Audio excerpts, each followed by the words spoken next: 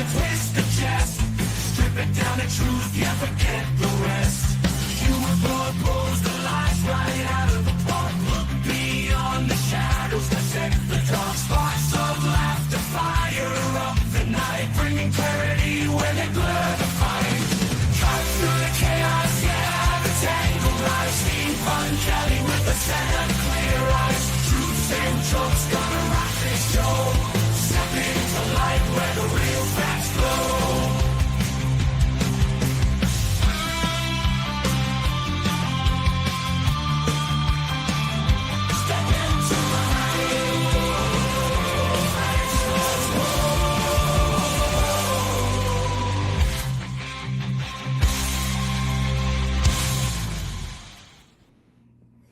Hello, and welcome to the Pun Show. Hope you are having a marvelous and wonderful day. I hope everything is splendid and glorious with you, unless your name is Donald Trump. So we got a few things in the news today. So Plattner is officially off the ballot, which is good. I think there's a lot of stuff that's going on with the replacement. One thing I'd like to just address about this whole Plattner thing is the people who put him on the ballot were not the Democrat, whatever that's supposed to mean. It's not like there was some private committee that got together and decided to elect Plattner. The people who put Plattner on the ballot were the voters, right? And the reason Plattner is off the ballot is not the Democratic Party. The reason Plattner is off the ballot is he was credibly accused of raping a woman 5 years ago. All right. Plattner is the reason Plattner was on the ballot, and Plattner is the reason Plattner is off the ballot. Plattner is the one that got voters energized and out there knocking on doors. And Plattner's the one that, if you read the report, in all likelihood, raped someone. So let's not make this about anything other than Plattner. It's 100% about Plattner. And if you don't watch Lawrence O'Donnell, he did a segment on Plattner the night before last. It really shows how Plattner has misrepresented himself and his kind of grassroots origins and stuff. We don't need to go into all that because he's not on the ballot anymore. I just want to, make it clear that this is not like some sort of the system type thing, the way that he tried to make it, right? If the system were against him, he wouldn't have won. He won because the system allowed him to win. There's all the, there's always like a search for something nefarious by the people that defend the worst actions of people. All right, the Democratic Party wasn't against Plattner for some sort of ideological reason. They never, it's just silliness. And you got Republicans that are coming out. Hey, Vin Attack, what's up? How you doing? So you got Republicans that are like sitting there acting like for some reason that the Democrats, like I've seen both sides of it, right? Well, the Democrats were willing to let a rapist run until it turned out that he wasn't doing as well, right? And then so there's this double standard idea. And you get the Butt Clinton crowd. And you get all this stuff to muddy the waters, all right?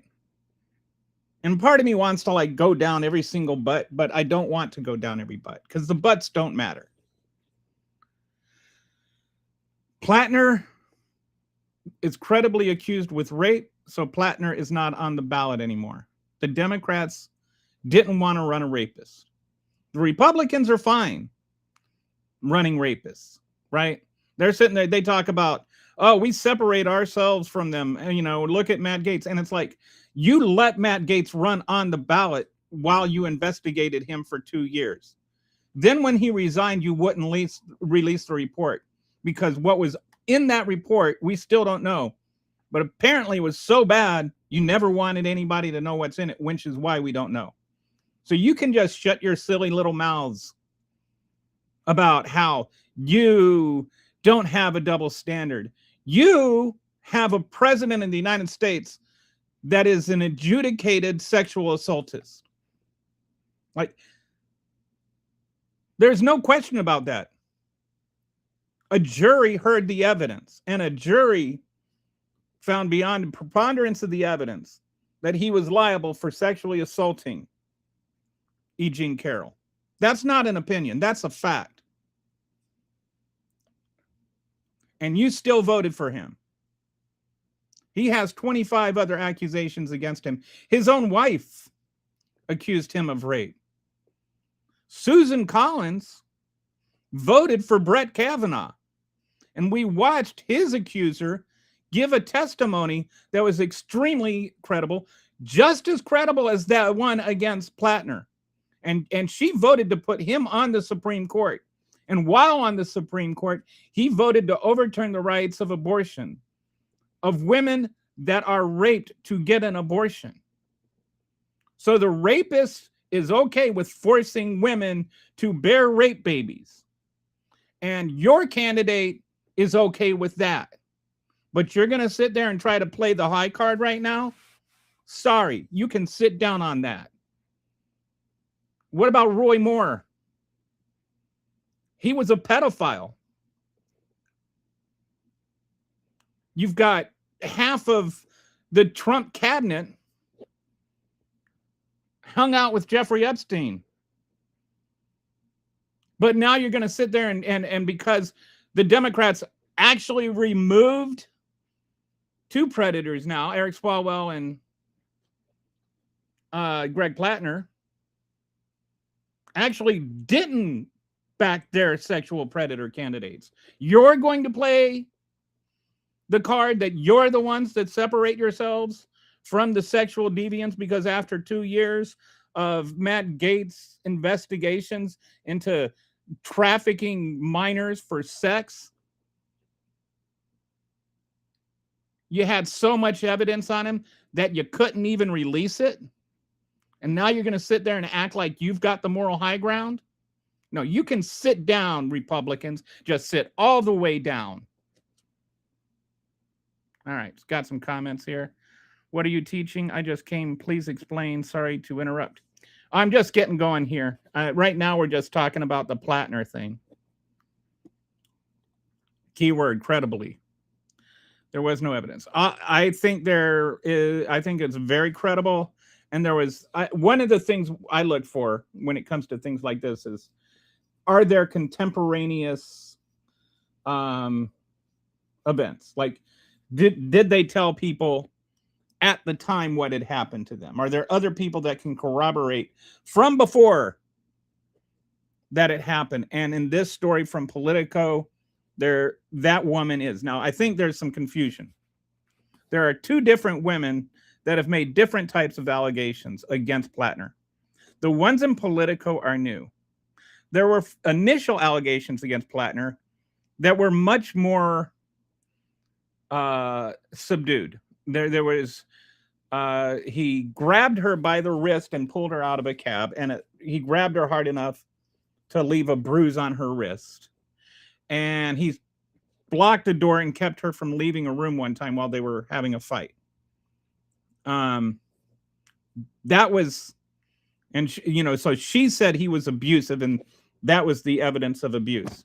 She never accused him of rape. The new allegations are rape allegations, and there is contemporaneous people that she told that have said that she told them. So there's definitely more evidence. So I think that these new evidence, this new stuff is credible. Bernie Sanders thinks it's credible. Like people that really wanted to believe in him and endorsed him from the beginning have said, no, this looks credible, and have withdrawn their endorsements. So I don't agree that there was no evidence. And ideologically, I'm more aligned with what Plattner ran on. I am not against Plattner ideologically. I'm against rapists in general. Buddy is so full of beans, we started calling him Billy Beans. Who is that? Abortion was never a right in the Constitution. Yes, it is. It's right there in the 9th Amendment, where it says that the rights not specifically enumerated still exist. And it's always been considered a right to privacy, up until this court just decided you don't have a right to privacy. According to you, there's no such thing as a right to privacy. So as far as you're concerned, things like the HIPAA Act are unconstitutional. To you, there's no right to privacy, right?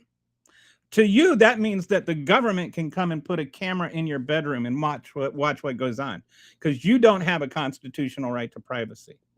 According to you, the government can make it illegal for a white man to marry a black woman, because that is the same right that protects the right to abortion. It's a right to privacy.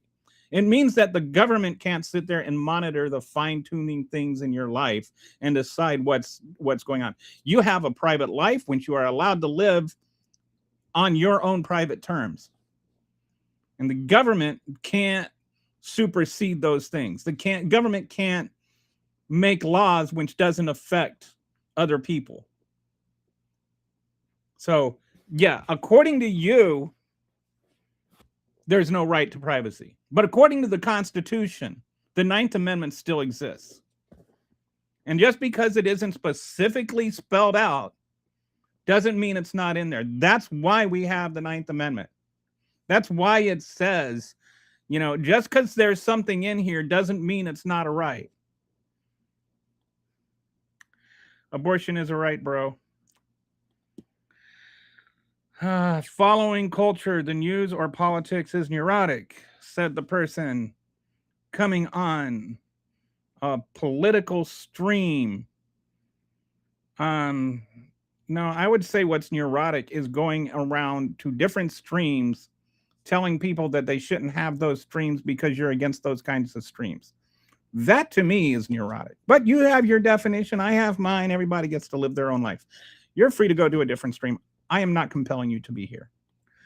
More abortions are taking place after Roe versus Wade was taken down. Right-wingers lost again. This is... So when I first started dating my wife, she was actually a Republican. She was a pro-life Republican. And she asked me how I could be a Democrat if I was pro-choice. And I asked her, is your, like if you're pro-life, you believe an infant, like the fetus is alive, right? Like, and you think that the woman should have the baby. And she's like, yes. And I said, well, okay.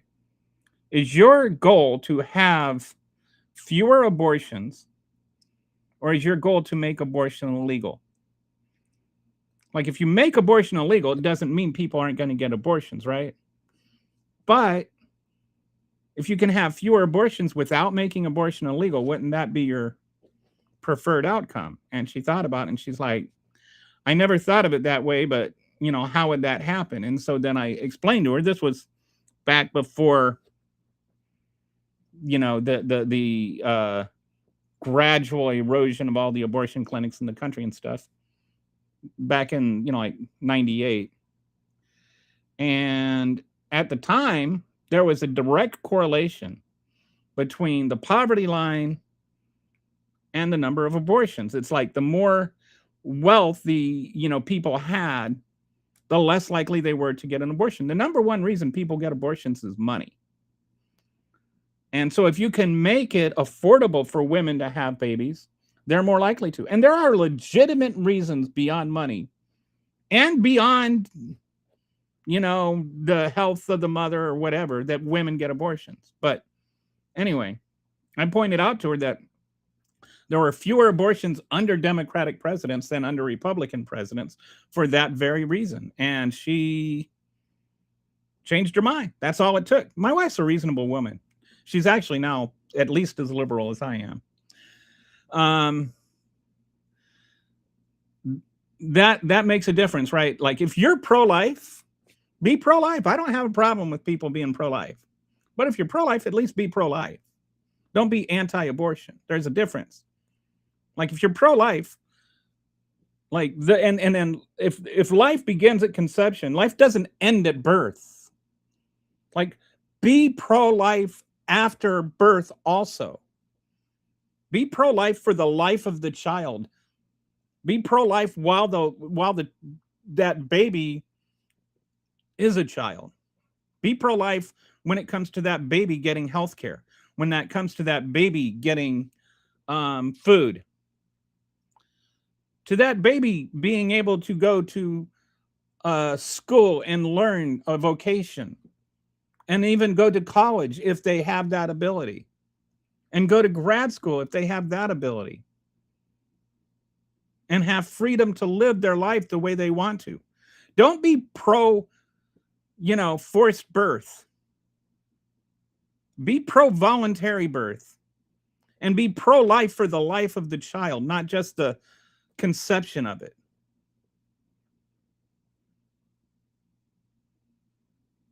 That's my view. So he says more abortions are taking place after Roe versus Wade was taken down. Right wingers lost again. I can't validate that either way, but I think the point stands. If you're pro-life, be pro-life. Just don't be pro forced birth. But there should be a limit to abortion. Like 5 months is crazy. Okay. Here's the thing that most of the people that say stuff like this don't actually know what the actual numbers are. And the pro-life community actually tells a lot of lies too, okay? There are about 98% of abortions occur before 20 weeks, all right? So only 2% occur after 20 weeks. Then 98% of that 2% occur between 21 weeks and 23 weeks, all right? Only a very, very small number, like in the hundreds a year, occur after 23 weeks. And there's reasons for that. Those are almost exclusively because of the life of the mother and the baby. Like the baby will die, and in the baby dying, the mother will die also. There's our extremely rare conditions where the baby will just like be technically survive, but like be a vegetable for their entire life that's going to last for like a few years, and the mother entire life will be just taking care of that baby that has no cognitive function. These are babies that like and the right tries to make it sound like they're killing these babies and stuff and doing stuff, and it's like they don't have lungs. Like these are not, they got blue eyes instead of green eyes. No, these are children that are not viable. They have no chance at living an actual life. They're not like mentally handicapped. They don't have brains. So sometimes they can be born and they'll survive like 5 minutes, and then they'll die in the mother's arms. And, there's no reason to put the child or the mother through that. But you've got people that want to force that kind of gross medical conduct on the medical community that doesn't want it. So there should be you don't find, and it's not just abortion clinics or whatever. You don't find people that want to go out in there and murder viable babies. Abortion doctors do not perform abortions on viable babies. And that is the current standard, or what was the standard. Is the baby viable? Will it live outside the mother's womb? And I've interviewed abortion providers on this show. And it's not just them. They say it's not just them that won't do it. A procedure like that, you need certain equipment. Only 5 facilities in the country even have the equipment. You need the anesthesiologist, you need the nurses, you need the other people, the support staff for the procedure. You're not going to get, like people willing to do that to murder viable infants. So my recommendation to you is, if you're concerned about what the limits are, actually look into it and just don't read pro-life propaganda. The pro-life community as a whole lies a lot. There are a lot of lies. Need freedom. I'm back. Hey, I didn't know you were gone. Are you pro-MAGA? I am not pro-MAGA. I can say that with considerable confidence, as can people who have watched the show before, like Revival. How you doing, Revival? What do you mean he's not available for comment? I just talked to him yesterday. But he's actually filibustering his own death. America demands a cloture vote. We all need cloture. For 17, what? For 17 minutes, were you wearing a green shirt too? I missed something. Need legal abortion, otherwise misusing publicists.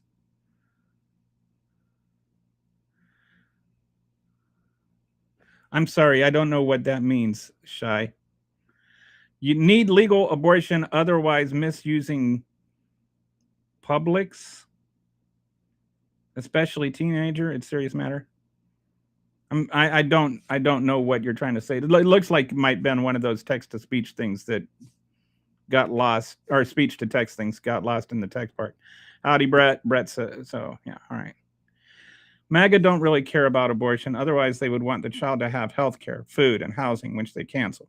Right? That's what I mean when I say, if you're going to be pro-life, be pro-life.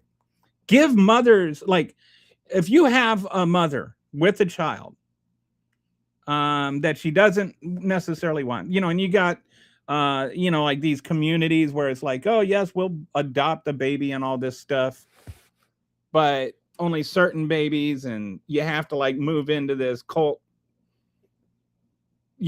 Forget that. If you want the mother to have the baby, provide the means for the mother to have the baby without having the rest of her life destroyed.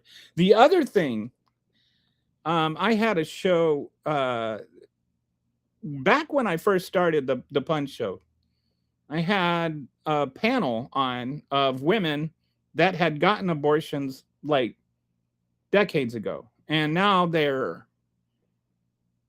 have families and everything. And there was one woman that she had behind her, was a like a montage photo, whatever they call those things, with like all kinds of family pictures and everything on there.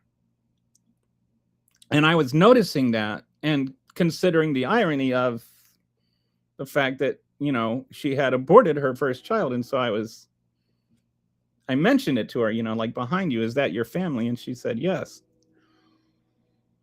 And three of the women, their stories were very similar. And it's not something I had ever thought of before. The father of their baby was abusive, and they were trying to leave the relationship. And the reason they wanted to get an abortion is because if they had the baby, that meant that man would have a justification to be in their life and the child's life for the rest of their lives. And they didn't want that. They didn't want that for themselves. They didn't want that for the child they might have. And so then the best solution was to get an abortion. And whether you agree with that or not is kind of moot because it's their decision to make. But it's not just a decision about getting an abortion. It's a decision about whether or not this predator is going to be a permanent part of their life. I think that, and that, as a man, is not an aspect that I had ever considered before. But when I heard 3 out of 4 women state that as the primary reason they got one, it really made me think that, hey, if you're not a woman, just shut up. You have no voice in this. I am so tired of this. Like, when I was a young, stupid kid, I thought that it would be a great idea to say, like, if a man that says that he'll pay for the baby, he'll pay for all the medical costs and he'll, agree to take care of the baby, then he should be able to have a say too. I wish I could go back and slap myself for thinking something so stupid. What if that father is an abusive person and the mother doesn't want their child to grow up with an abusive father so that they can become an abusive father too? It's not our decision, man. It's not. And I know that you've got things to say, that you have your really strong opinions on it. I don't care. The only people that have a say in whether or not they get an abortion are the women who have that child, period. End of story. I thought we were talking about Mitch. We were going to, and then we somehow got derailed. But yeah, we're going to talk about Mitch in a minute. I tried to call Mitch, but he wasn't available for comment. Get it? He wasn't available for comment. Like, he really wasn't available for comment. Not to change the subject, but I'm here and we're at 19 million barrels rock bottom. Are you talking about oil or something? I look like Lula. I don't know who Lula is. I'm assuming that is an insult. Revival natural. I thought so too. All right. I'm off grid, semi-rustic, and usually just walk places so the fuel issues don't affect me to the extent they don't do most people, but I've been tracking it. Wow. I looked and the price of oil was actually going down today. But yeah, we bombed the crap out of Iran again. And there was that whole embarrassment. Actually, right now, I think it's probably a contest between Mitch McConnell and Donald Trump over who is more brain dead.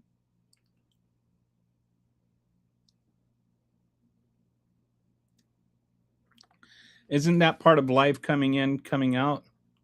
Well, not if you're a Republican.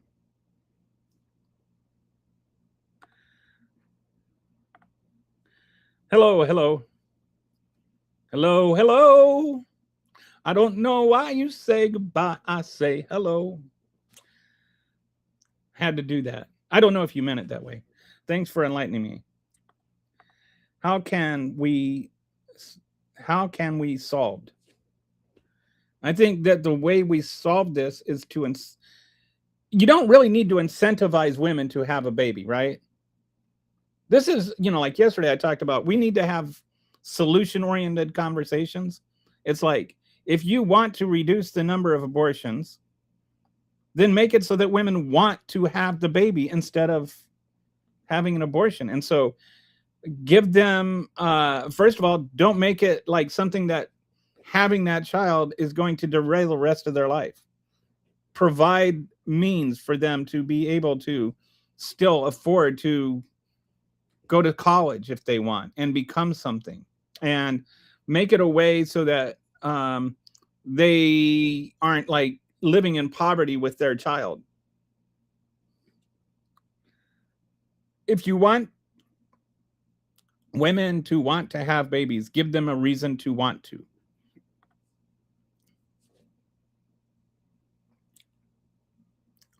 Scott Jennings claimed he talked to Mitch McConnell for 17 minutes.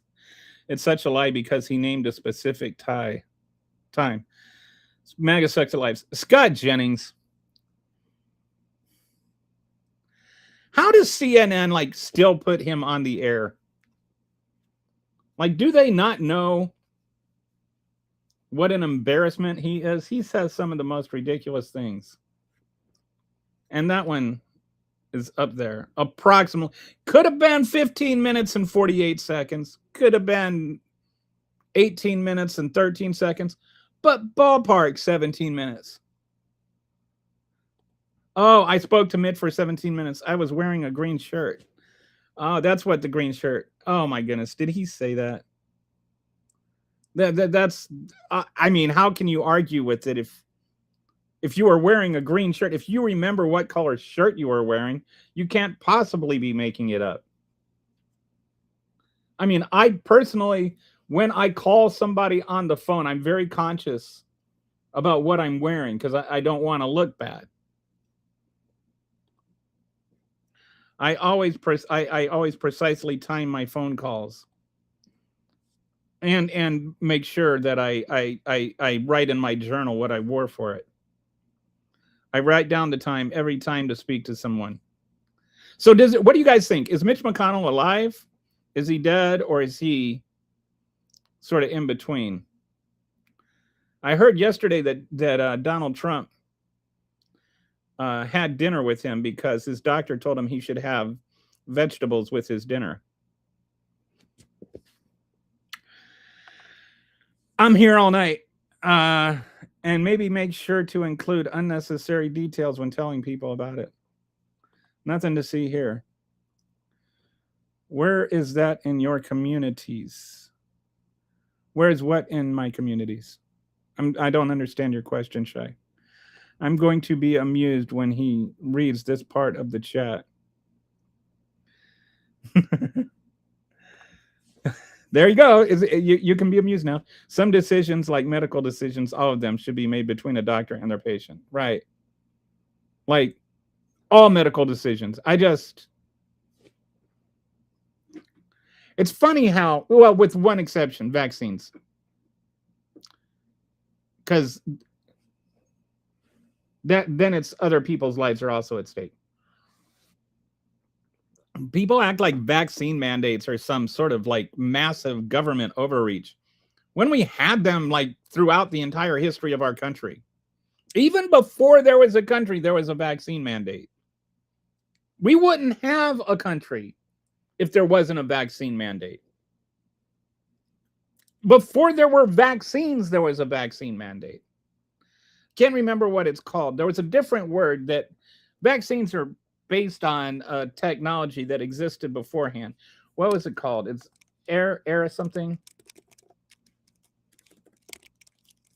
Hang on. I'll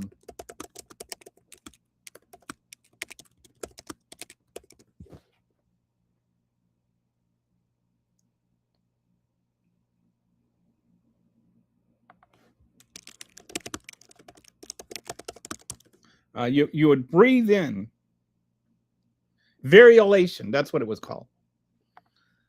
Like before we had vaccines, there was something called variolation, and this is the technology that is established from vaccines. And the variolation actually goes back thousands of years.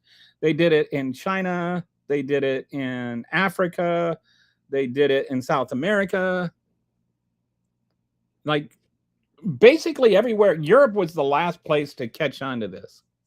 And what it was is they would take the smallpox sores, and if there was somebody that had a mild infection, a mild smallpox infection, they would dry the pus or whatever from inside those sores, and then they would make it into a powder, and then they would inhale that powder. And there was like, when they did that, they would get some of the they would get some of the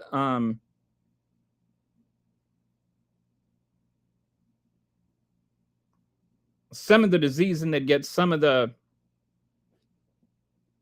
immunity from the person that was getting over the smallpox. And so then they would develop their own immunity from that, and it was called variolation. And people would die from that. Like it was like about 2% would die from variolation, but like 20 or 30% would die from smallpox, and it would like wipe out entire communities.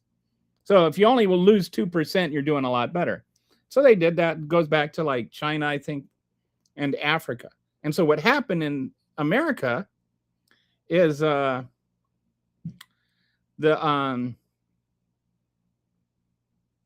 this is one of those weird things from history that you just don't see coming. There was a slave that was like, this is what we used to do in Africa to take care of that. And so there was a guy, it was actually a witch hunter. It's like a middle-aged witch hunter that was like connected to the Salem witch trials and stuff. I think he was the one that oversaw, the same guy that oversaw the Salem witch trials also brought us vaccines, if you want to believe that. Anyway, he's like, well, that's neat. And so then they started bringing variolation into the United States, and that's how George Washington knew about it. So it's like slaves actually gave us vaccinations, if you didn't know that. I think that's kind of crazy. And so then Washington had the first vaccine mandate, which was actually a variolation mandate for the troops. And because smallpox had been more prevalent in England, the English troops were actually, most of them had already been infected. So they didn't have the same problems as the American troops did. They weren't susceptible. And if it weren't for that, there is a very good chance we would have lost the revolution.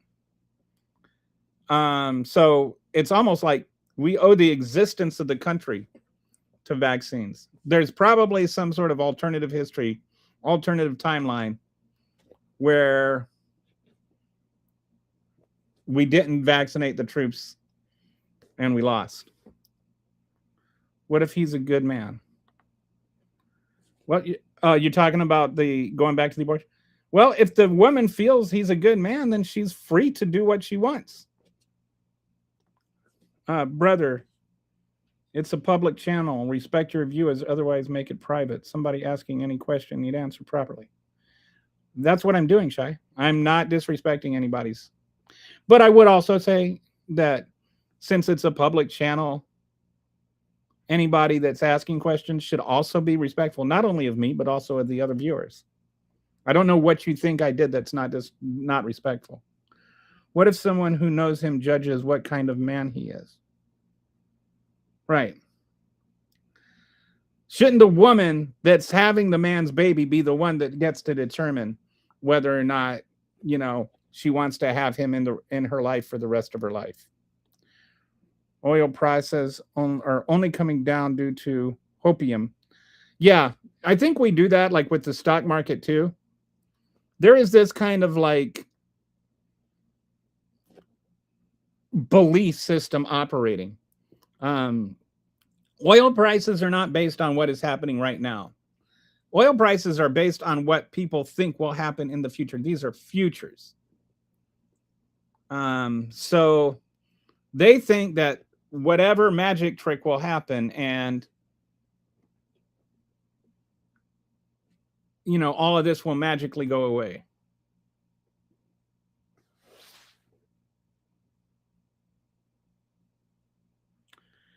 Brett Wood is correct. I agree. Skip is correct that Brett is correct. Crack spread hitting a record high of 64.58 per barrel. I don't know what crack spread is. I think he's having trouble understanding what you're writing. I'm not sure if you're using a translator or maybe this. Yeah, I'm sometimes it's hard to actually understand what the comment is. If you think that, like, I wasn't insulting you. I just literally have no idea what you were trying to say. I tried to derive it. Sometimes people use speech to text, but then the text doesn't come out reading right. And so I'm assuming that's what happened with you, that the comment that I read was not the comment that you said. So I'm just asking for clarification. Mitch is Mitch, a Galapagos tortoise. Feel like there's a country music song there. No disrespect or anything. Huge respect from me for anybody able to speak multiple languages, by the way. Right. I like to say I'm trilingual. I'm still trying to learn one language. When they said stop taking Tylenol, I actually bought a bottle. RFK Jr. still making medical decisions while he's playing with raccoon roadkill penises. I might have one night now just for fun. Oh yeah, go ahead. I took a couple right before the show because you never know when you're going to need one. You little troublemaker, you. I'm an animal you can't control. Roar, hear me roar. I will tell you one advice in my side need awareness, school guidance globally.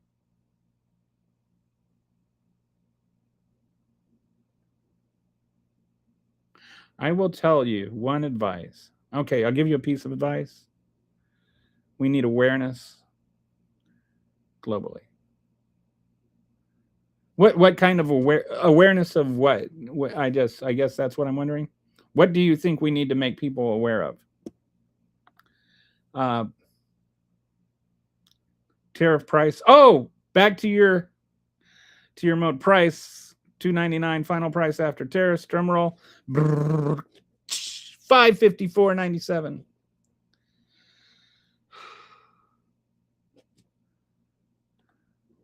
Thank you, Donald Trump.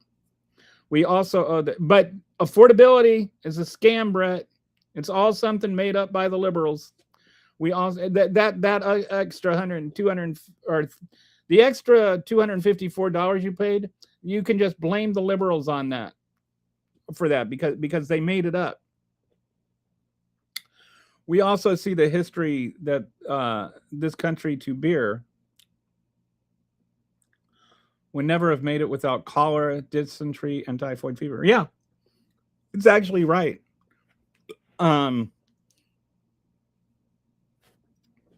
you've ever, like, I've studied fermenting as I've been getting into fermenting and stuff. And fermenting is before there were refrigerators, the best way to preserve food was fermenting. And so, and spoiled food led to things like cholera and dysentery and typhoid.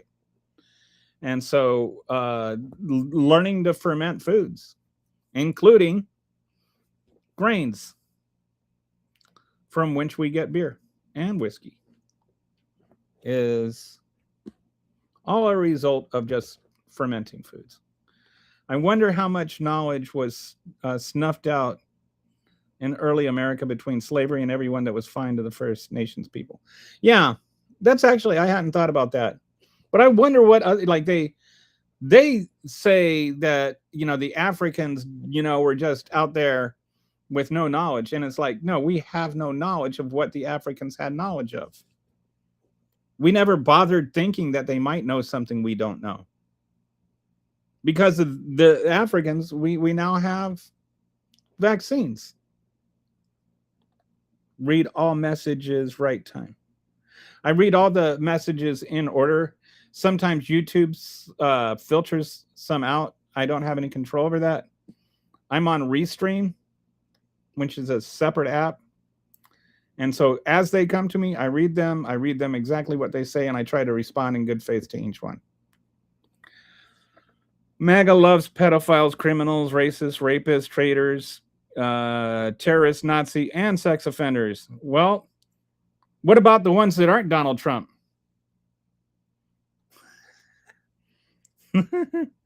Doesn't he check off all those boxes? Okay, pedophile, yep. Criminal, yep. Convicted felon, racist, definitely. Posting pictures of Obama as an ape. Rapist, adjudicated. Traitors, January 6th. Terrorists, what ICE is doing right now. Nazis, quotes Hitler, and sex offenders. So yeah, that's now that covers Trump. Now what about the rest of them?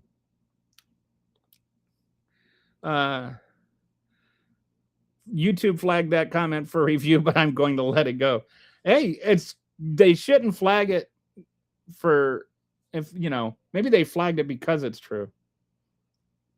And there we go, Brett. We're on the same page. We're all on the same page here. So speaking of all that, I was saying, like this performance by Trump, yes, while he was with the NATO, he called Zelensky President Putin. He called Japan the Islamic Republic of Japan. He lied about the whole airplane thing.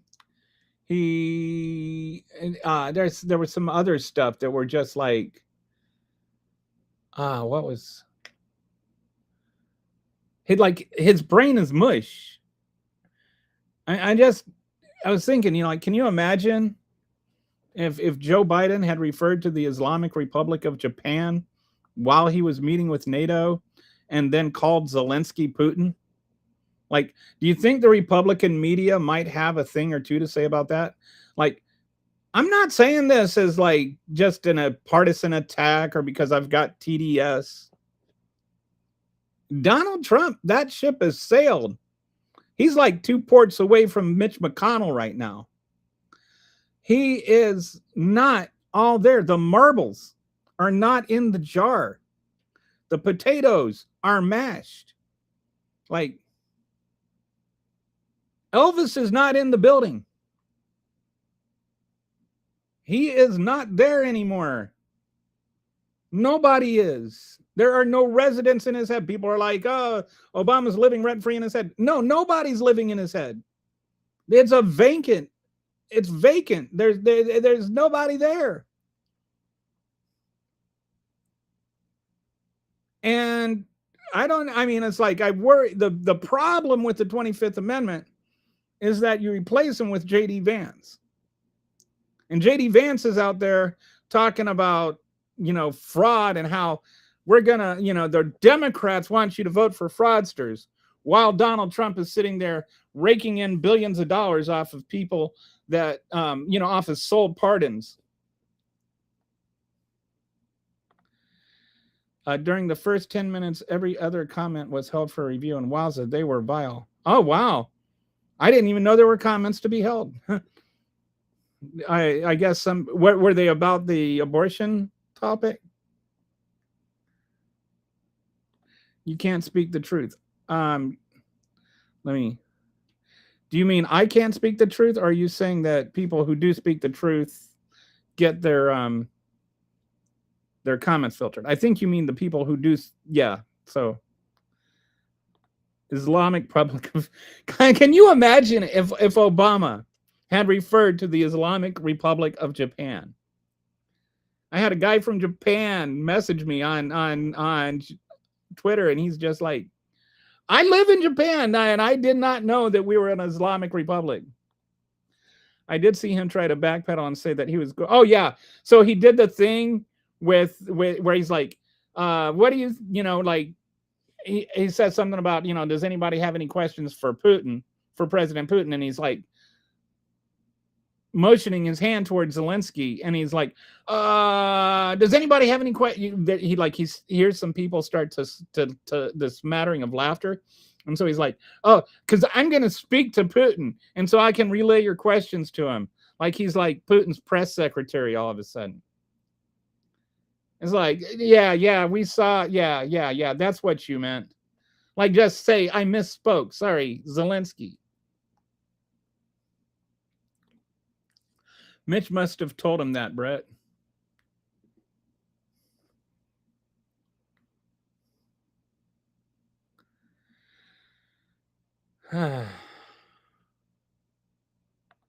Every CNN, even CNN, didn't say poop about it.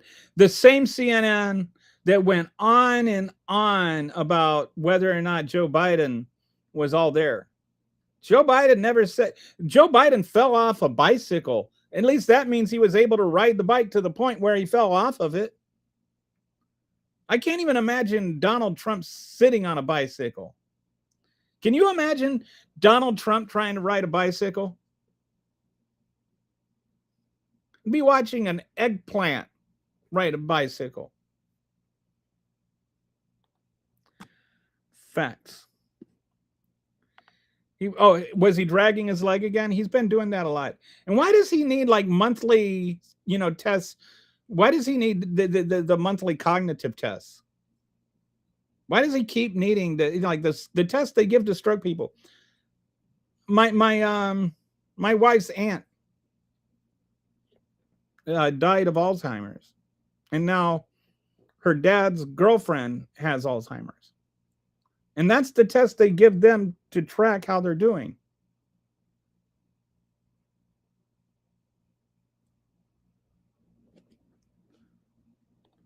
And he has Sherwin-Williams house paint all over the back of his wrist, covering up those mark of the beast. Yeah, the bruising from all that vigorous handshaking he's doing. The man who is famously averse to shaking hands because he doesn't want to get diseased by the people. He's a germaphobe. He's a germaphobe with bruises from shaking too many hands. If I had $1 billion, I would at least hire a good makeup artist to hide my devil marks. It's like that. And why can't he afford a tailor? Why do all his suits look like they were designed by Frumpy McDumpy that were bought off the rack in the wrong size? Like, why can't he even afford a tailor to adjust his suits if he's a billionaire? Revival says, I'm too busy laughing to even have much to say. It's funny. Like, see, this is the problem with Donald Trump. Is sometimes if you look at it, like there is a version of this that is the funniest movie ever made. Like going back to the Four Seasons thing with Rudy Giuliani sweating hair dye and all of that kind of nonsense. And then, like literally turning DC into a swamp and then hiring like Swamp Water Productions to, clean up the swamp water that he created. And then the guy, the Olympian guy who, is being charged with assaulting water. He was in, he had his court appearance today. Like, how do you charge somebody with touching water? They say he pulled up this thing violently. How he violently pulled up this tube, I don't know. He denies it. There's a woman that says she saw it and she's got it on film. I have a feeling that's not entirely accurate. The woman that, like the big witness is also a witness, was also works for that Veritas, Project Veritas. She was there filming something for Project Veritas. Project Veritas is anything but Veritas means truth. It's anything but truth. Should just be Project Liars. Anyway, her testimony isn't going to persuade a jury. CNN is mega light now. It's getting worse. Your liberal tears feel me. Cry harder, please. Yeah, this is a typical MAGA response. Like when you've lost the argument, just say stuff. MAGA Tourette's.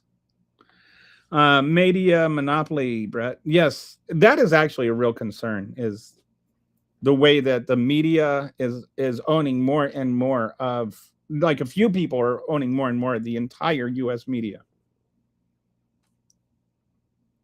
And so then it's like, okay, we need independent media. But independent, and just saying this, if you support independent media, if you rely on independent media, please pay for it Like the thing about independent media is those people still need to eat. I still need to eat, you know? So if you can, you know, then, you know, send bubbles or whatever it is they do on YouTube. But yeah, if independent media is people that are left to their own resources, there's not like this big machine behind them to pay for investigations and whatnot. There's not a big machine behind them if they get prosecuted by the US government for saying something that Donald Trump doesn't like.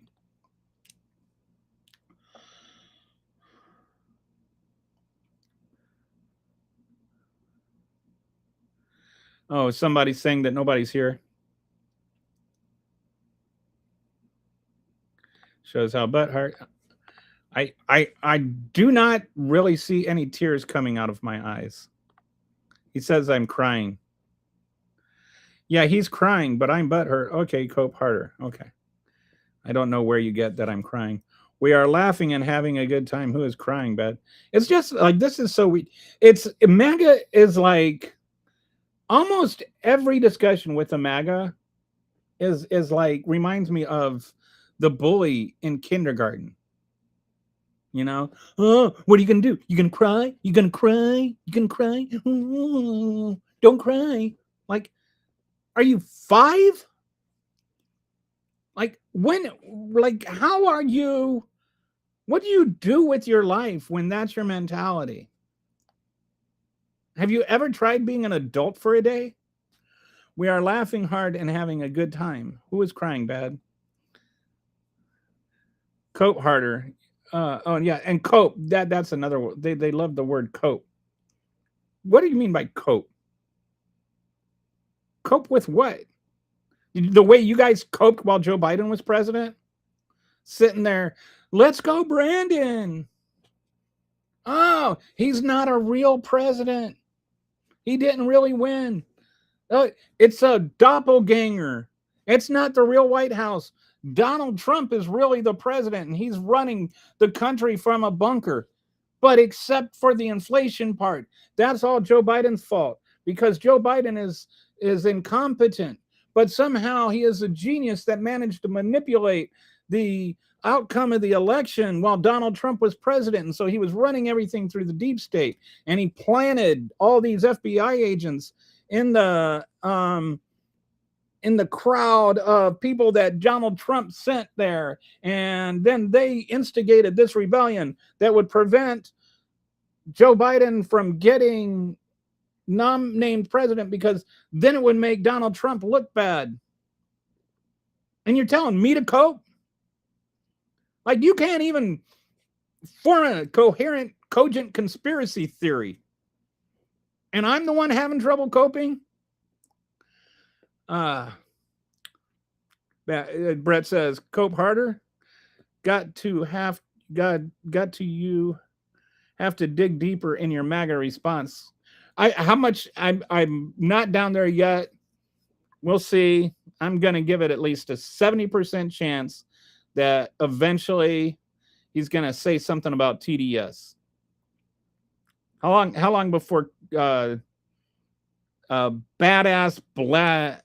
They always got these names too, right? Like badass. Oh yeah, I'm a badass. You can tell because my name is badass.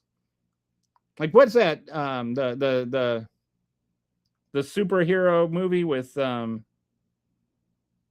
Nicolas Cage. Kick-Ass, right? And then like there's the one kid that I can't remember, but badass is like a name that a kid would give themselves if they thought they were an imaginary superhero. I'm badass, yeah. But he has little drawings of him as badass with his little badass costume on. I'll be just waiting here for Brett to do his thing. Trump also said he was the hottest thing on TikTok. Yeah, that was the one. Hottest thing on TikTok.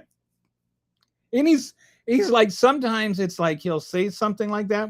This is not the first time he's called TikTok, Tic Tac. Tic Tac. I'm the hottest thing on Tic Tac. Oh.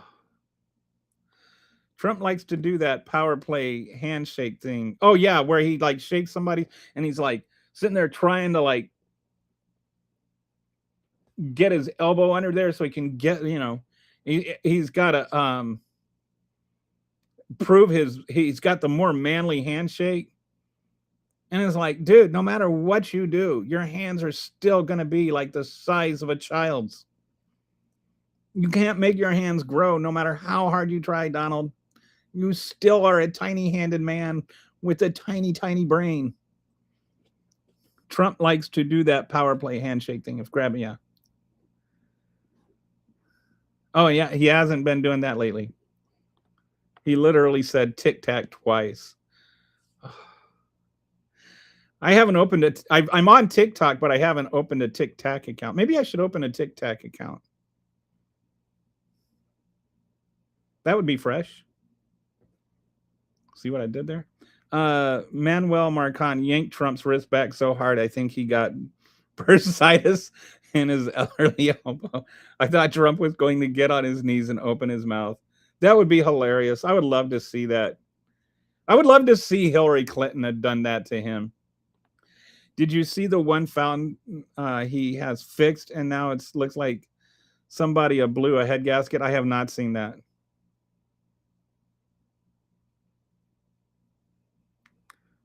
Hi, Lord Leong Tat Quang, historian of the Black Clad Caste. Hi, all. I'm sorry, I don't know what that means. So, yeah, I have not seen this fountain that he's fixed. But, yeah, for him, the poop fountain with brown water, Trump turning some, I say he's like the British pronunciation of the S word is shite, right? Like they'll say shite or Irish or whatever. I call it the shitest touch. He's got the shitest touch. Everything he touches turns to shite. It's that specific shade of brown.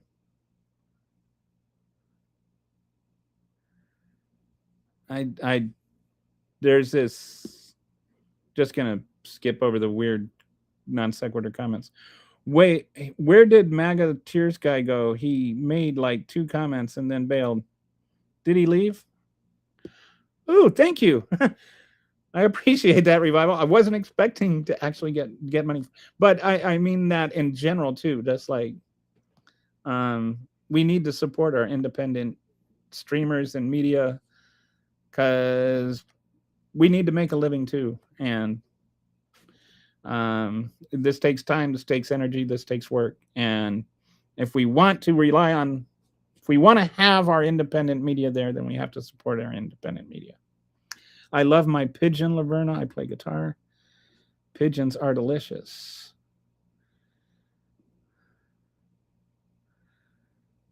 All right, so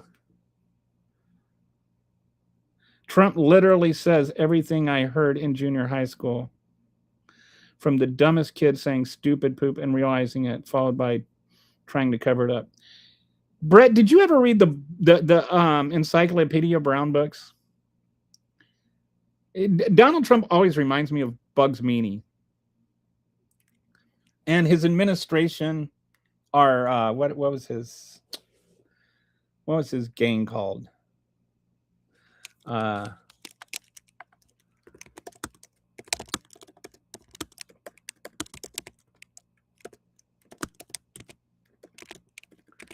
on, see on.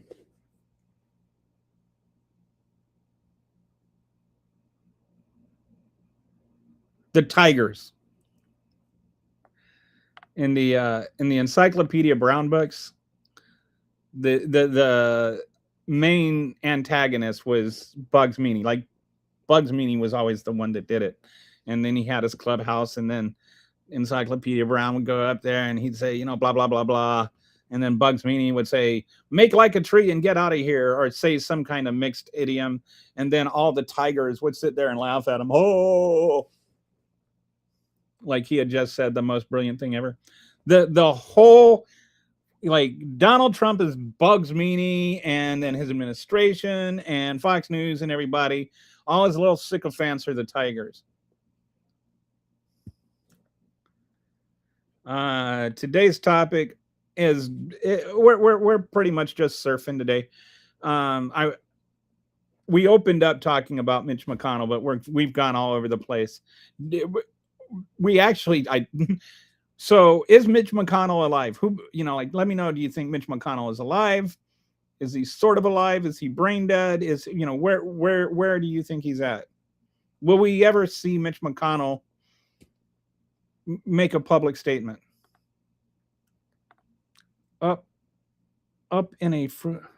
I don't know what you're saying, Michael. There we go. We have the TDS comment. Different person. But eventually, they always have to. When that, there's this thing called Godwin's Law. And it was like Godwin said that eventually whoever, the first one to bring up Nazis, loses the argument. Or the first person to accuse you of being a Nazi. Then after Trump happened, he wrote this back in the, like, Godwin's Law was a thing back in the 2000s. Then Trump started saying all this kind of actual Nazi nonsense.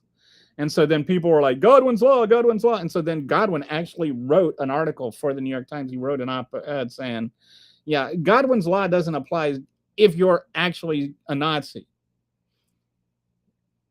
So Godwin's Law doesn't apply. Now we've got TDS.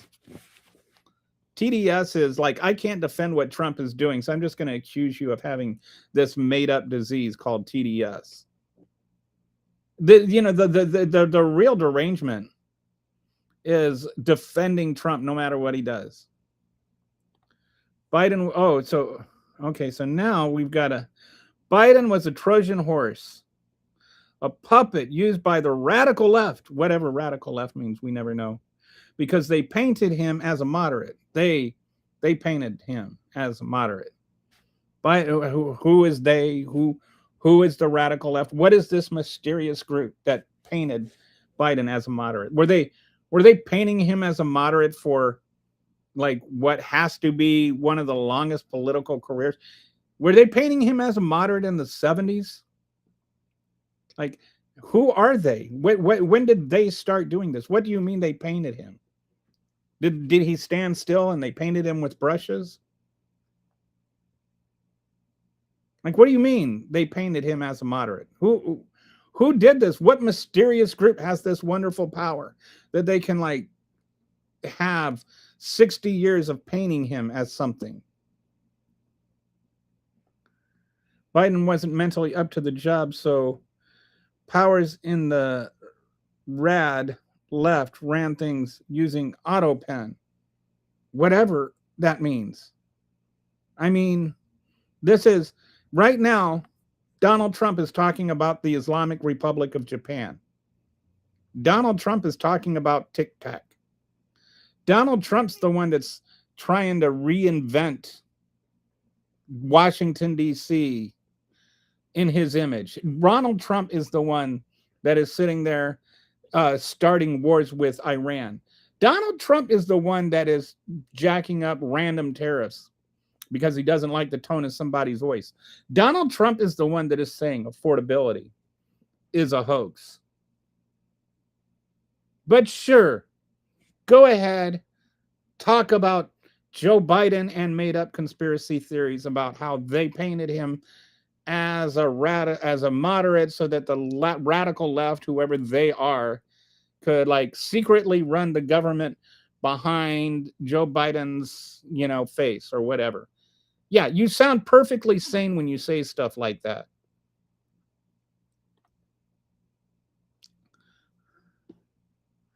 Trump scares me, obvious reasons. I know, Justin. I know I can. I don't know what you can do. I'm not saying you can't. I just don't know what you mean. Michael is getting more. Well, Trump scares me, obvious reasons. That's the most rational thing he said. Now he's back. Focus, man. Now it's Taoism, man. I'm a jet then. It was real. Is this the gay channel? No. I don't have any problems with one. I don't know how to send you to one. Why are you so worked up, young man who really cares about these things? I have no idea what you're talking about. What do you mean? Why am I so worked up, young man? Like, can you guys like at least try to, if you're gonna do these rebuttal things, at least try to like be coherent? Because I don't know how to respond to you. What do you mean I'm worked up? What do you mean I'm so worked up? I'm 58. I don't think I really consider myself a young man. And who really cares about these things? A lot of people care about these things. If you don't care about these things, then go somewhere else. I don't know why you feel like you have to run around telling people that they can't talk about things you don't care about. Didn't realize you were the center of the universe and we were only able to talk about things that you cared about. No, I think you took a wrong turn looking for Grinder. Yeah, that must be. He's talking to the guy that was looking for the gay channel. I don't have any problem with gays. I some of my best friends are gay.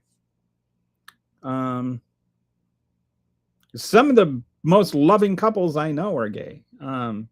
Never have had an issue with gays. But I'm not gay. You know, I don't have to like be gay or like hate gays. You be you. You go. You want to be you. You want to go be gay somewhere. Go ahead. I'm fine with that. I think you took a wrong turn looking for Grinder. Next time, go to the RNC.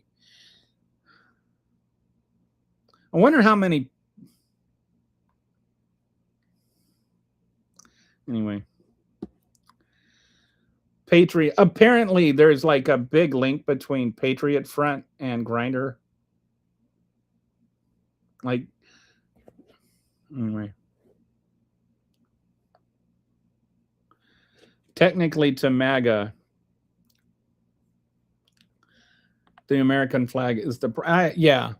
If they don't, I still can't get over that they were sitting there carrying the Confederate flag in their 4th of July protest. Brett is hilarious every day. He's just hilarious out loud today. Brett's got a good sense of humor. Boo-hoo, you poor thing, Trump. More insults from the playground. Never heard of you never heard of Encyclopedia Brown?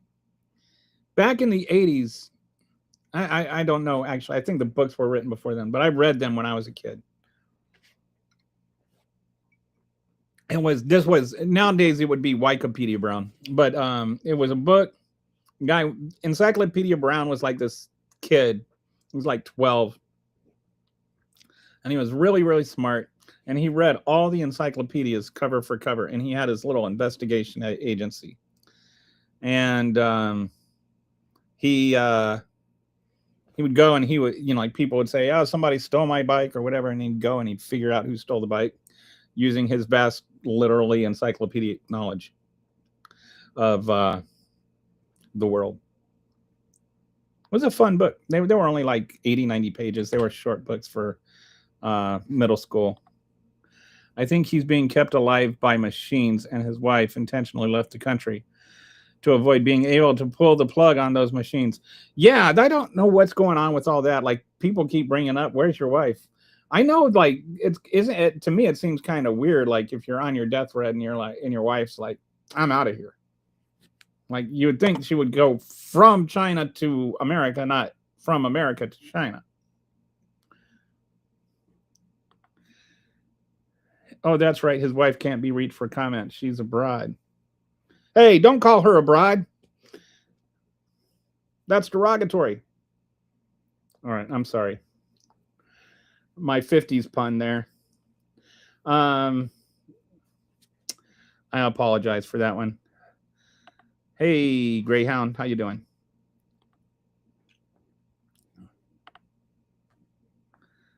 Got quite the palate there. He also said that American housing is a big yawn. Everything is a big yawn compared to the SAVE Act.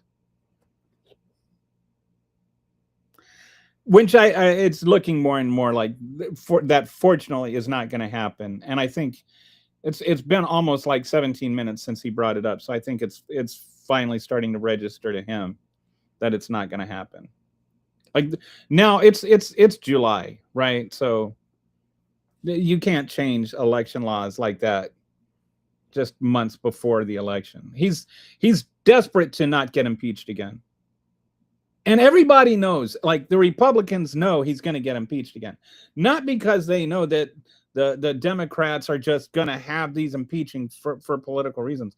They know he's doing illegal stuff, right? Like nobody's sitting there trying to cover up that he's not actually like selling pardons to money launderers. They just don't have the guts to do it. And this is like there's starting to be a tiny bit of pushback from the Republicans in the Senate. And I think it's because one, maybe some of them like feel like this is their out. I think some of them realize they have elections and that they have to deal with. And none of them are doing it on principle, though. I'll say that. All the ones with principles have already left. I think some of them are just maybe switching on survival instincts.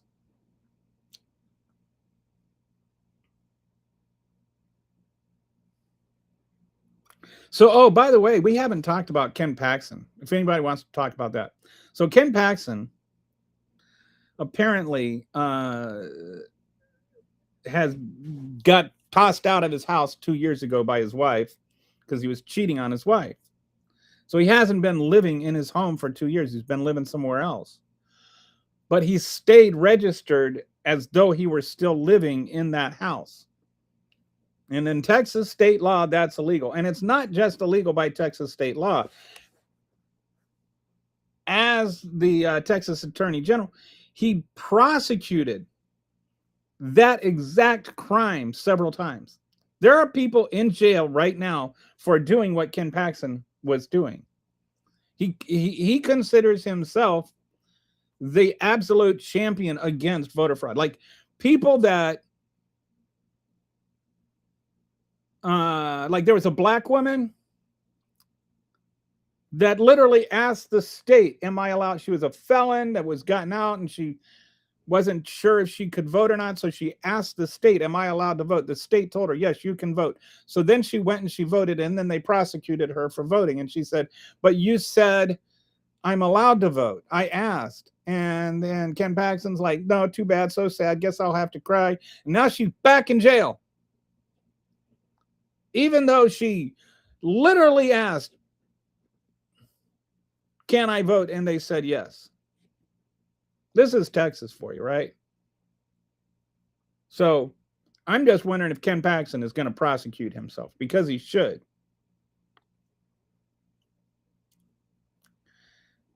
Yeah, so yeah, that's Donald Trump. Does not care about anybody but himself. Biden is pretty moderate. I think that people don't even know what moderate means anymore. Especially MAGA. They have no idea what moderate means. Moderate does not mean, like to them, moderate means I'm not killing 6 million Jews. We're just opening concentration camps. I find it ironic that MAGA still quotes the word TDS, even though the guy they tried to make it famous got arrested for soliciting a minor for prostitution. It makes sense. Senator Justin Eichhorn was arrested for soliciting a minor. He was the guy that tried to make TDS like an official thing. Can't have TDS without a deranged Trump. And see, the thing is once they start going on about TDS, like I can't even remember what we were talking about when he said TDS. They just it derails the actual conversation.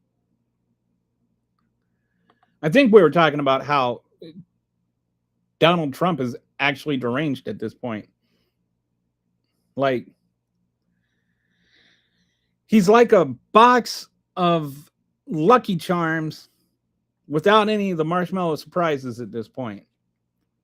The one asking about why the young man is worked up might have been the guy asking about this being the gay channel, too.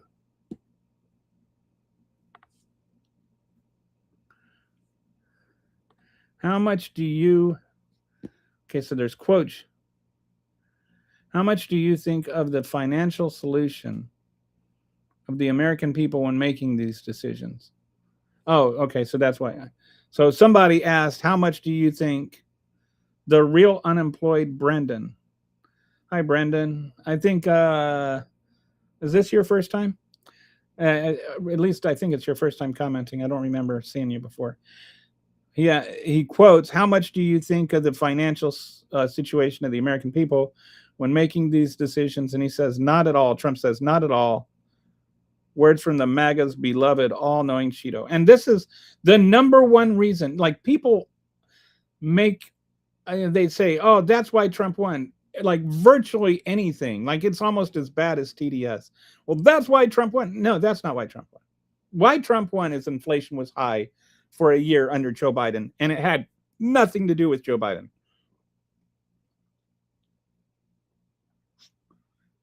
Inflation was high for a whole assortment of reasons.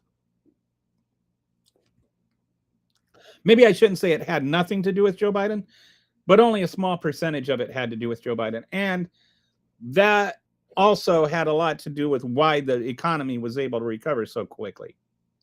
You don't have, like, if the economy wasn't recovering, you wouldn't have the inflation. So you can't sit there and blame Joe Biden for inflation and not give him credit for the recovery. But there were other reasons for inflation too, right? There was the war with Ukraine starting. And, excuse me, sorry. There was the war with Ukraine starting. There was the during COVID, with the entire world not going anywhere, everybody kind of stopped, and that meant all spending slowed down. Then because spending slowed down, production slowed down. And then when things started picking up again, spending went up, but production had not yet gotten caught up. And in addition to that, there was all kinds of issues with the supply chain. So those two things already were compounding, we're already making, going to make inflation go up, no matter who was president. Didn't have anything to do with who was president.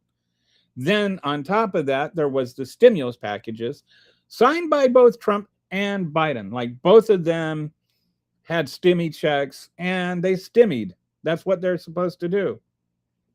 They got the jobs back up. A lot of people want to sit there and say those jobs were coming back anyway, except the jobs that were lost under Trump are not the first jobs that came back under Biden. I remember this because people kept complaining that nobody wanted their old jobs back. I went to Hardee's and I couldn't even get a roast beef because there was nobody working there, and there was just one person, and they were trying to run everything by themselves, and they were kind of stupid anyway. You know, and so you remember all those posts about how nobody wanted the jobs anymore? They're just sitting around collecting all their unemployment. Well, no, actually what happened is that Joe Biden had a bunch of money invested into tech jobs. So people were taking the tech jobs instead of the fast food jobs. And then that accelerated the economy. There was a CBO report from 2020 that said if we got unemployment down to 6% by 2024, we would be doing well. Joe Biden got it down to 4% by the end of the year, by the end of 2021. Unemployment under Joe Biden was one of the lowest of any president in history. And it's not all just the jobs coming back either. It was lower. Unemployment was lower under Joe Biden than before the pandemic. He brought back all of the jobs that were lost under Trump, and then they kept coming back. And then it's just gone stagnant since then. The job growth right now is about 1/10 under Trump than it was in 2024. If that. And the only job growth, the only place where there really is measurable job growth is in the health industry. And that's primarily in like nursing homes and places where people go when they get old. And that's just because people are getting old. It has nothing to do with the president. Sometimes people want to take things in the economy and connect them with who's president, even though it has nothing to do with who's president. Those jobs would be gained if Mickey Mouse was president, if Donald Trump was president, if I was president, if you were president, because the people are getting older. Doesn't have anything to do with who's president. Manufacturing jobs are down. There are fewer manufacturing jobs than there were before. So you can take all of your stuff about that's why I voted for Trump. And no, that's not why you voted for Trump, because if it is, you would be mad. And that's why Trump won. No, Trump won because the media was lazy in how they interpreted and reported on what was happening with the economy. People just got frustrated with affordability and blamed it on Trump. Or blamed it on Biden. Now they're getting frustrated and they're blaming it on Trump. The difference is Trump actually imposed tariffs that caused it. Trump actually started a war that caused it.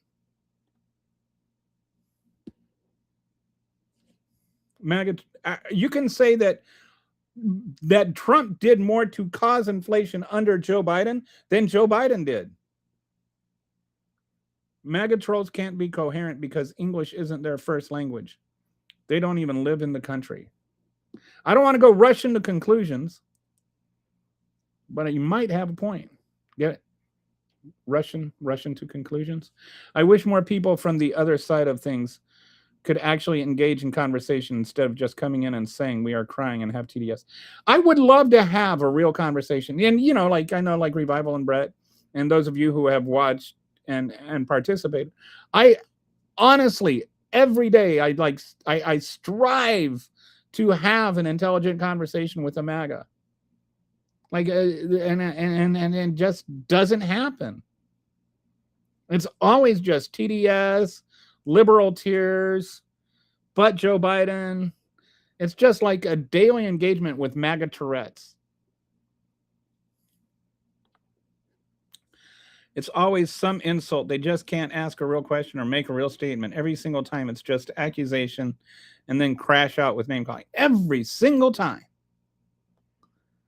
Every single time. I would love to have a good faith debate with the MAGA. And I have heard other people that aren't MAGA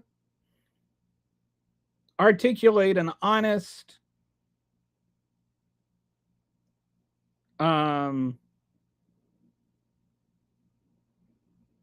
coherent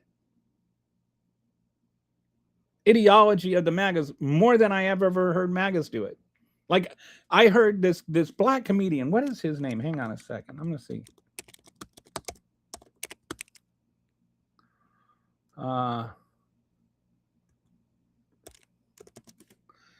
What is his name?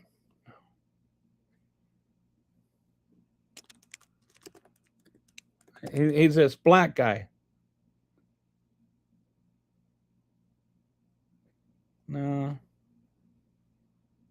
I wish I could. Anyway, if I can think of his name, I'll let you know. But he's on a lot of these Facebook clips.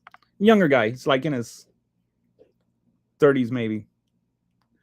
And he was talking about, you know, like the MAGAs and how he was calling Trump the Black Obama.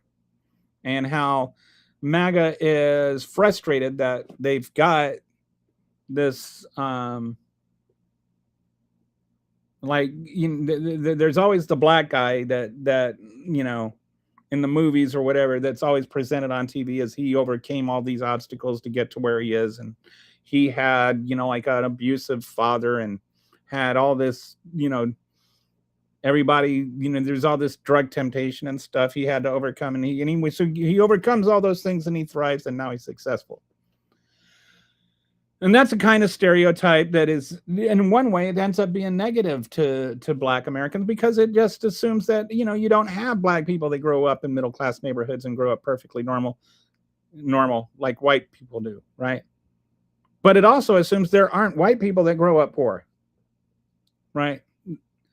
And have some of those same struggles.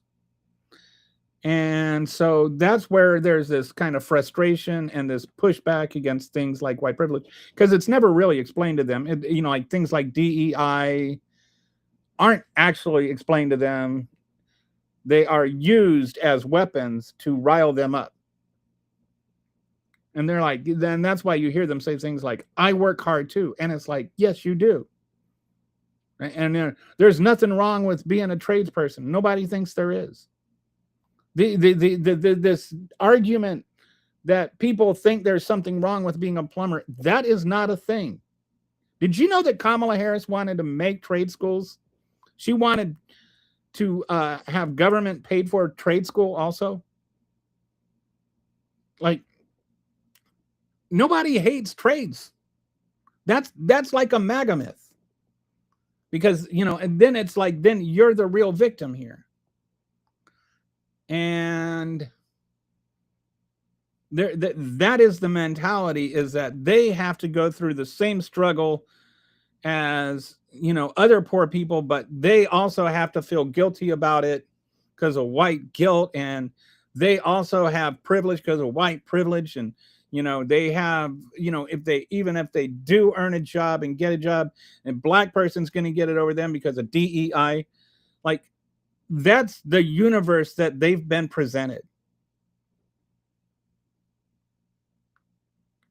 And their struggles are real. Like, they really do struggle the same as anybody else. The lie they've been told is that nobody believes that. The lie they've been told is that Democrats and liberals don't recognize that.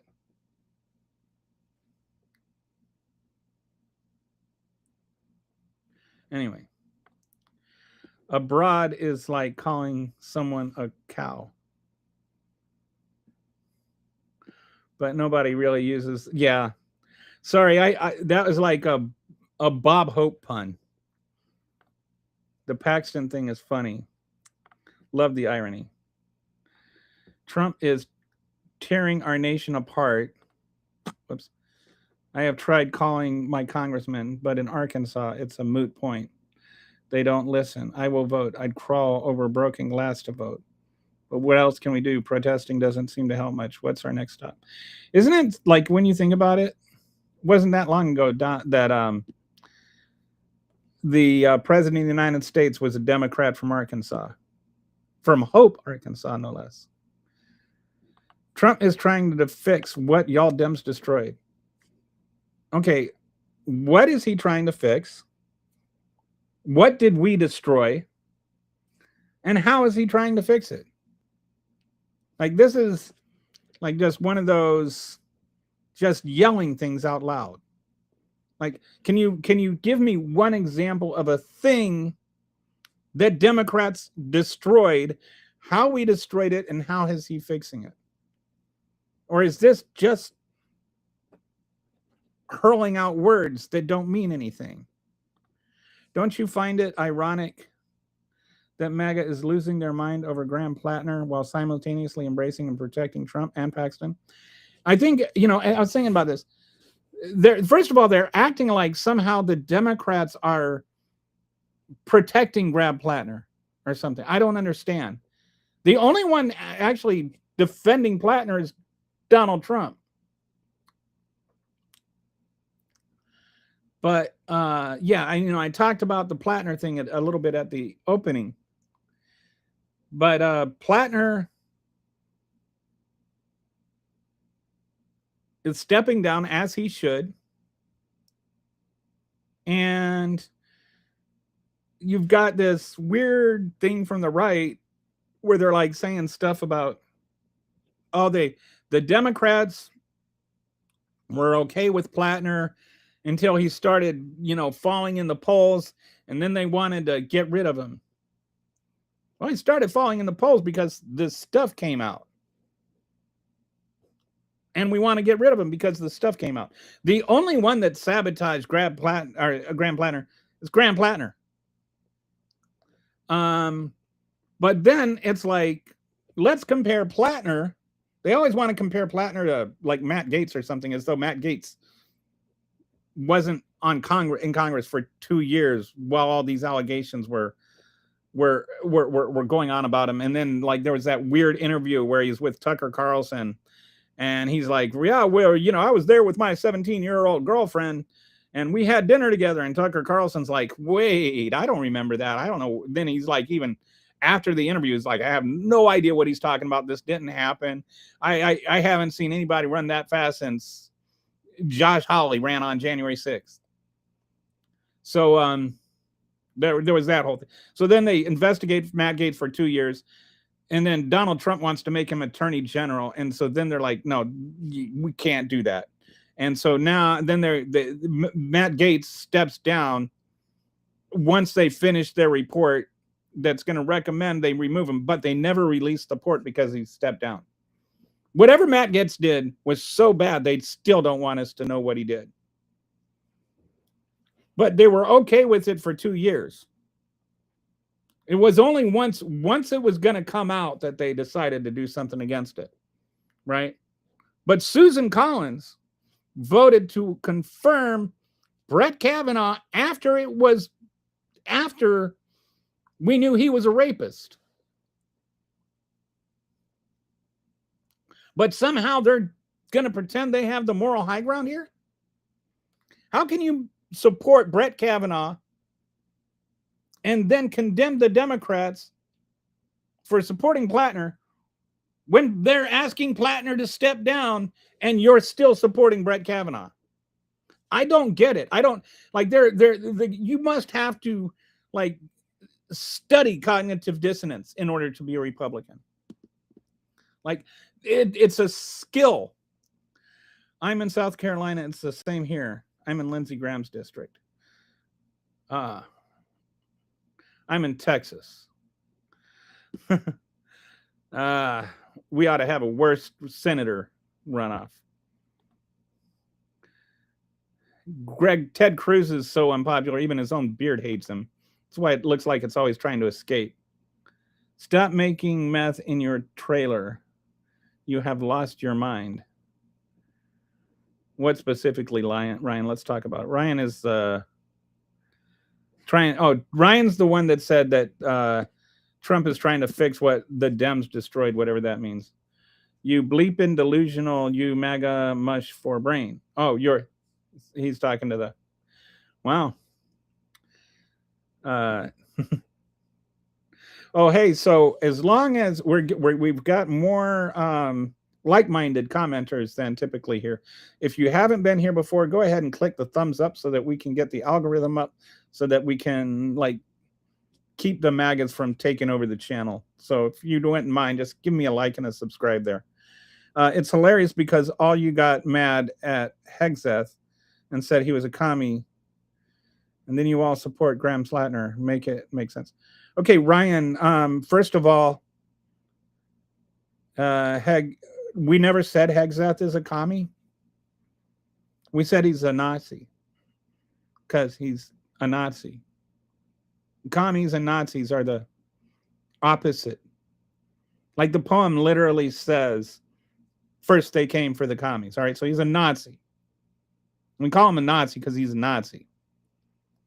And you defended him even though his own mother said that he was that he abused women. You defended him. All right. Then you'll support Graham Plattner. No, we won't support Graham Plattner. That's why we asked him to step down. As soon as the allegations about Plattner came out, we said, no, step down. And he stepped down. So that's how it makes sense. We don't support people like Greg Plattner. You still support people like Pete Hegseth.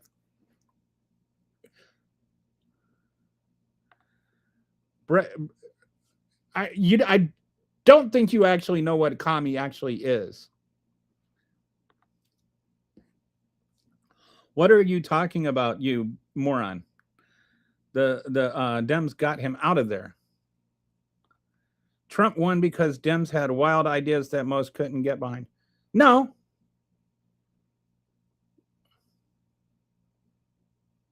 No, actually, that's quite the opposite.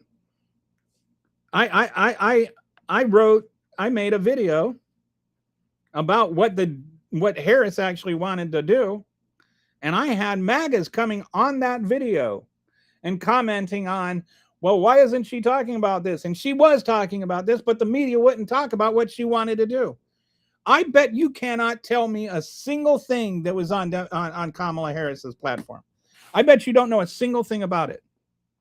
I bet you cannot actually tell me one thing that was part of her platform. And if you do, it'll probably be something about transgender people, which, you know, go on. I challenge you. Tell me what she said, what she was running on that was so unpopular. Good. The reason the Dems lost, the reason Trump won was inflation, period. Biden got blamed for inflation, and then she was Biden adjacent, so it was her fault. Go to Fox where you can just fold your arms and nod your head.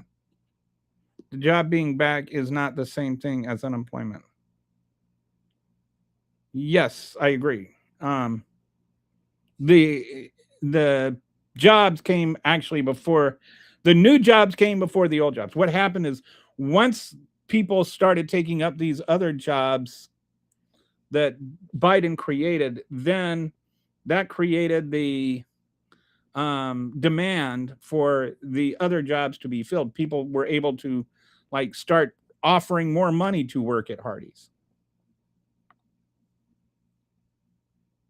Yeah, it's not though. Because the tech industry jobs were starting positions that didn't require lots of training. That was the beauty of it. And this is not a theoretical thing. This is like they track these things. This is not just like my hypothesis. This is what actually happened. And this is the other thing. Like if you tell MAGAs what happened and they weren't told that on Fox, then they assume A, you're either lying, or B, you're making it up, or C, you're wrong. They can't go, gee, I never heard that. Why don't I look it up and see if it's true? Like they cannot learn something that they were not taught by a Republican. Man, I do not envy anyone who takes it upon themselves to defend Biden or say something positive about him. Okay. What's so bad about Joe Biden? Like, what is wrong with defending Joe Biden? Joe Biden did a lot of good things. Like the idea that you feel like you have to just assail Joe Biden without any reason, just like that says more about you than it does about him. Okay, so then I got it. That's a simply not true. What is not simply not true? I don't know. I do not know of anything I have said that is simply not true. Saying something is simply not true does not make it not true. So please tell me what I said that is not true. Why try to litigate the effects of a global pandemic? Trump's disastrous COVID shutdown and the effects of that. You aren't going to sway anyone. I'm not really trying to sway anybody. I'm just trying to say what happened. Like that there was more than Joe Biden at play with the inflation in 2022 and 2023. Like I'm not trying. People can be persuaded or not persuaded. I'm just stating facts. It's up to people to believe. See, so like Boy Eats World here says LMA no, like that's that it's a comment on a YouTube channel. It's not an argument. But I can't get past the dementia thing. I don't believe a president should have dementia running the country. What about the one that called Zelensky Putin yesterday? Or talked about how he's the most popular thing on TikTok, or the one that says that affordability is a hoax. What about the one that can't stay awake during the NATO meeting that he's at? What about him? Joe Biden was never diagnosed with dementia. That's just all a right-wing talking point. It's a thing the right wing made up. Do you have any medical proof, any record, any diagnosis from an actual physician that actually analyzed Joe Biden that says he has dementia?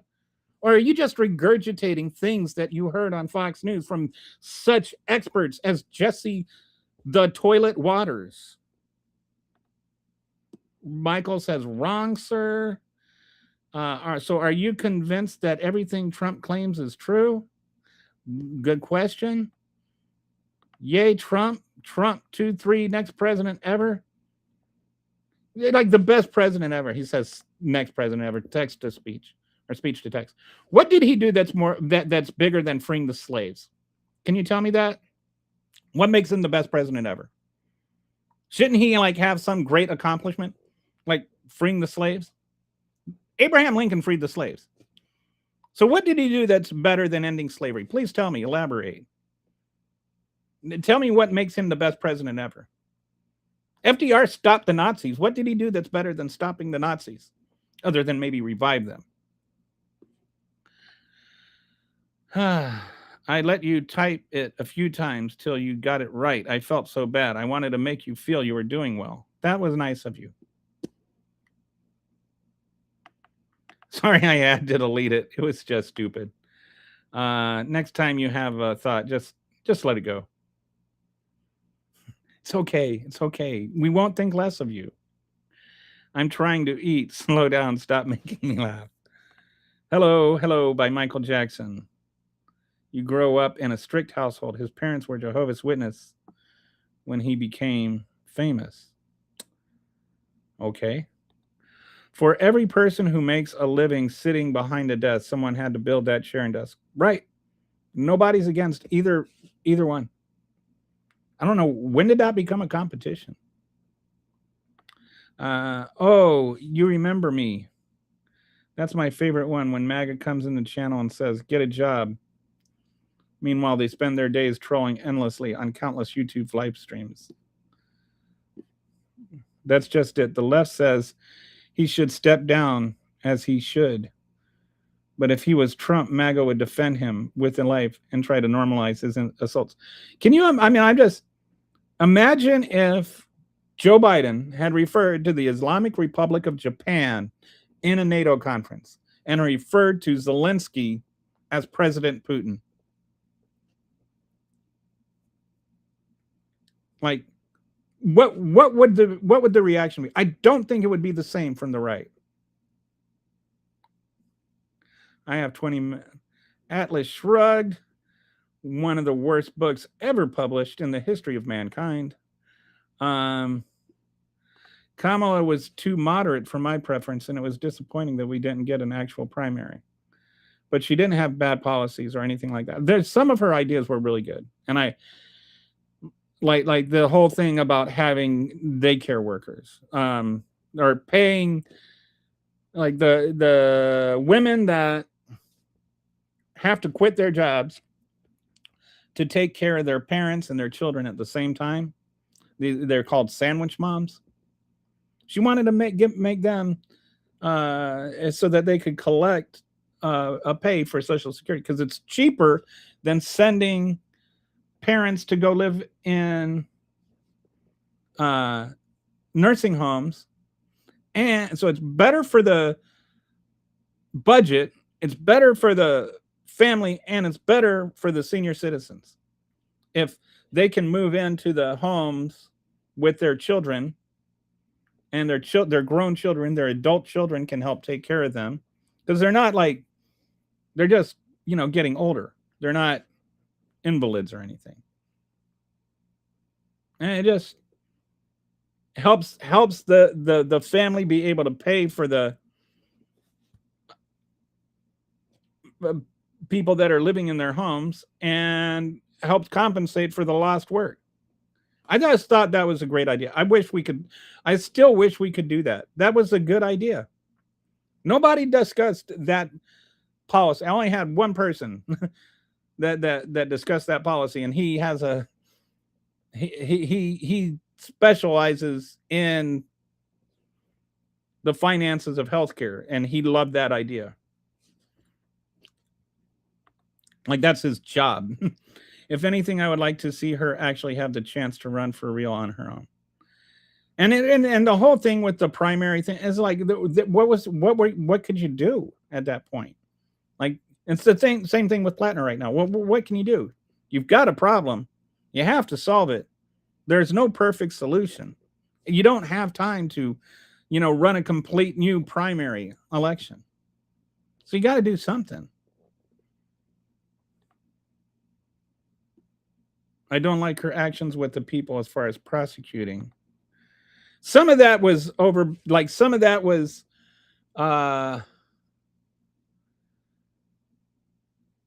she was the district attorney and she had to follow the law.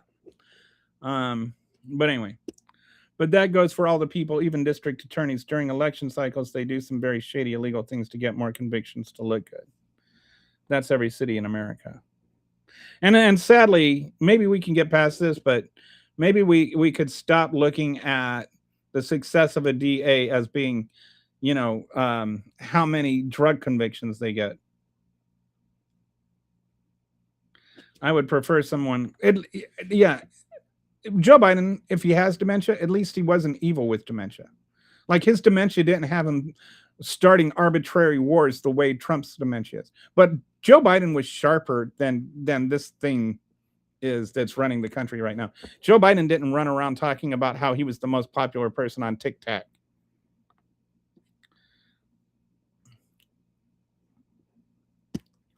He may not have dementia, but he can't put a sentence together. He's a moron. Trump invented peanut butter and electricity. It's funny when because Donald Trump has said some things that are somewhat less than cogent. Is that an understatement? MAGA needs to watch other news outlets. They literally think if another news outlet is reporting something, it's not true. Like, they use that as an argument. Where'd you get that? CNN? Like, are you saying that if CNN said Donald Trump won the election, that he didn't win the election? Diversity, their media consumption. I recently saw a news article interviewing former MAGA that saw actual real footage from January 6 years later and did not know what really happened and gave up being MAGA after they saw the truth. What Fox News does is criminal in my mind. Yeah, I saw some of that, like where they really do not know some things that the rest of the world knows. They're like, what about, the FBI was sitting there opening the doors for them? And it's like, yeah, that was like 3 hours into it. And it's like, they literally do not know that. They don't know about the Green Bay Sweep. Trump invented slavery just to design and utilize the Underground Railroad. Don't think he's that old. Try to grow up in the next 5 minutes. And TikTok as Tic-Tac. Kelly, have you watched The Necessary Conversation? No, I haven't. I need to watch that. I should just put it on my TV while I'm doing other stuff instead of MSNBC and see how I like that. Liberal siblings, MAGA parents. I'll try watching it today. Politics has driven me crazy. Trump, baby. MAGA is a cult, and 38% being in it believe America is doomed. Stop watching CNN fake news. Who says that? I said I don't even watch CNN. What is that? What does CNN have to do with anything? Like, we're talking about you right now, Tom. how come, maybe you can answer this. How come MAGA can't have a real conversation, can't have an adult conversation? Like, how come you can't talk about actual things? It's always got to be this. Stop watching CNN, TDS, Biden. Like, let me ask you this question. What do you think is the biggest issue with this country, and how is Donald Trump solving it? Can I ask you that? What do you think is the biggest issue facing the country, and what is Donald Trump doing to resolve it? U.S. capers stolen Ballard. Trump uses a diaper. Biden had diaper on. Okay, does how do you know that, and what is the relevance? Like, again, let's come back and have an adult conversation. Can you do that? Can you try that? Can you just set aside insults and have an honest, good faith, intelligent conversation based on facts? Nobody watches CNN. That's Maglite. I have not. I don't think I have watched CNN in over 20 years. Everything I know, I learned from South Park. South Park is probably better than CNN or Fox News, to be honest. I've actually seen you in many YouTube channels trolling. You don't have a job, do you? MAGA knows everything. They just don't care. Wave it around like they just don't. All right. Can you keep a straight and coherent thought? It's just talking points and buzzwords. Here, you go around in circles. Well, I'm reading comments and I'm responding to people that keep. What would you like to talk about, Joseph? Can you tell me the answer to that question? What do you think is the biggest problem in the country, and how is Donald Trump resolving it? That's because trolls keep coming in and sidetracking. Hey, Gab. There's at least 30 messages you don't see that are held for review. You look young, 40, fit, strong. I think I'm fairly fit for my age. I'm 58, be 59 next month. Actually, in about 3 weeks. The biggest issue in America right now is public education. Okay, how is public education a big issue? Like, what is the issue with public education? Let's go somewhere with this. Let's see if we can develop something. I farted loud. Okay, so maybe this is an example of the kind of issues public education is. Some people can't seem to. Do I want world peace? I prefer world peace, yes.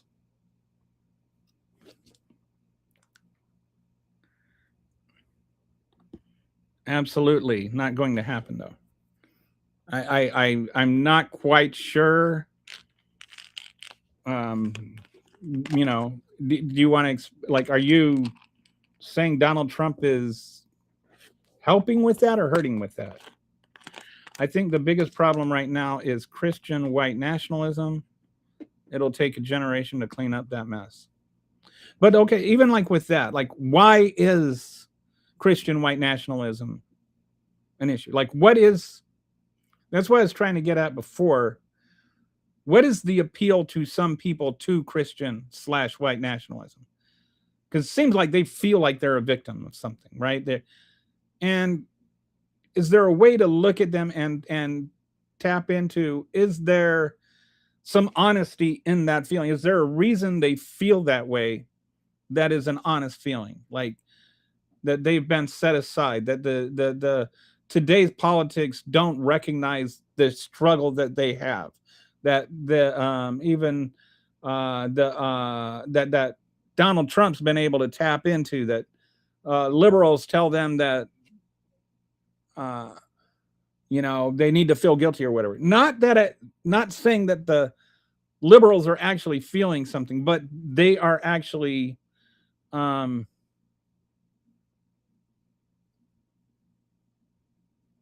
doing what they're supposed to do, right?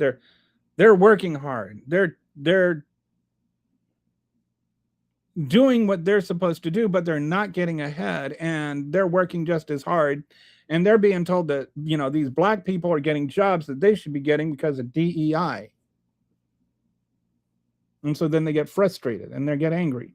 Like, why is the whole white nationalism, Christian nationalism, why is that appealing to so many of them? Because that would be the real issue. Like, what is the thing that appeals to them?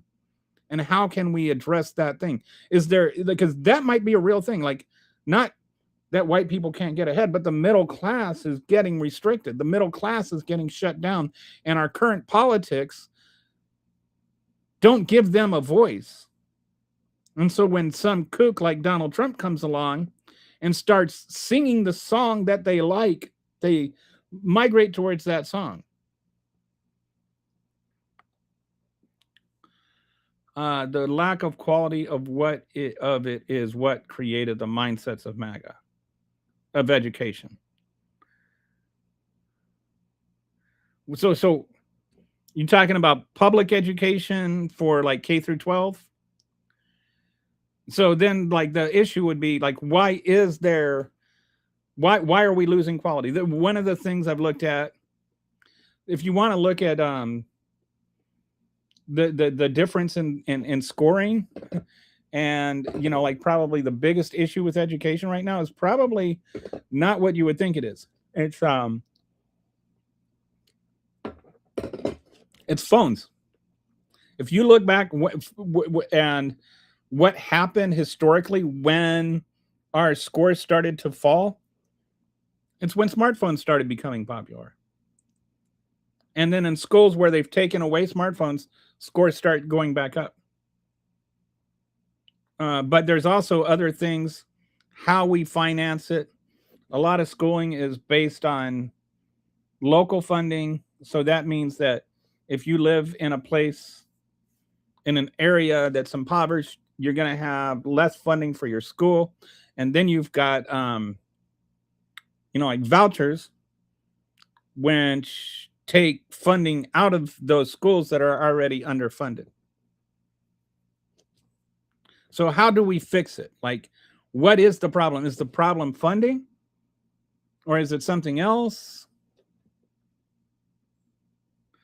Do I want to end racism? Yes, I want to end racism, but I don't want to just pretend that racism ended. I think that you have some people want to just say that if you like address racism, then that's being racist, right? But I say, if you can't see racism, like, if you can't see race, how can you see racism? This whole idea of being colorblind is actually just closing your eyes to the actual realities of racism. So yes, I want to end racism. But if you ask, do I want to end racism, then you must acknowledge that racism currently exists. Thanks, Brett. Appreciate it.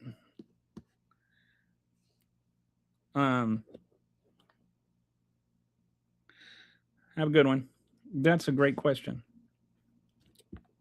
Education has been industrialized so much that people can't get ahead.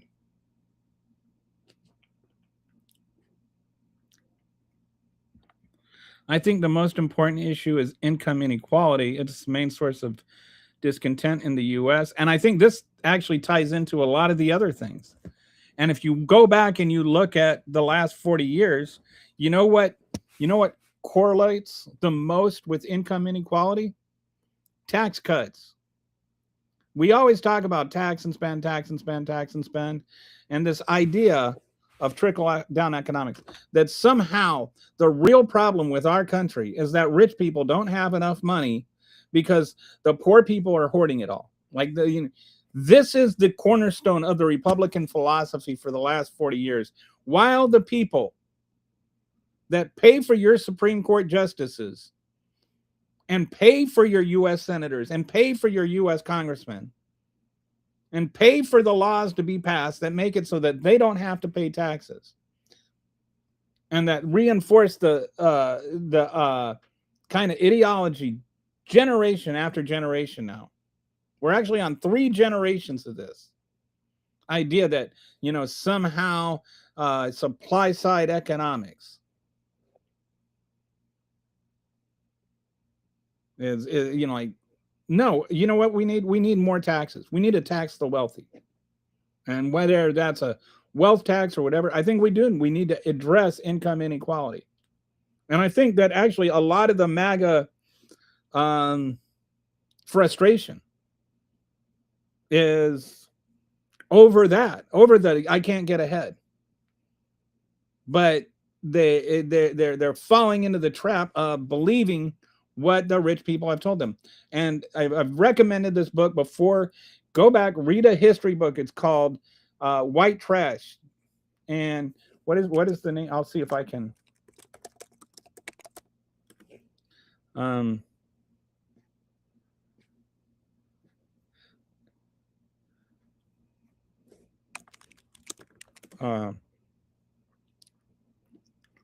It's called White Trash. The 400-year untold history of class in America. And hang on a second. I'm going to pop the link for it in the chat here. And this is an outstanding book.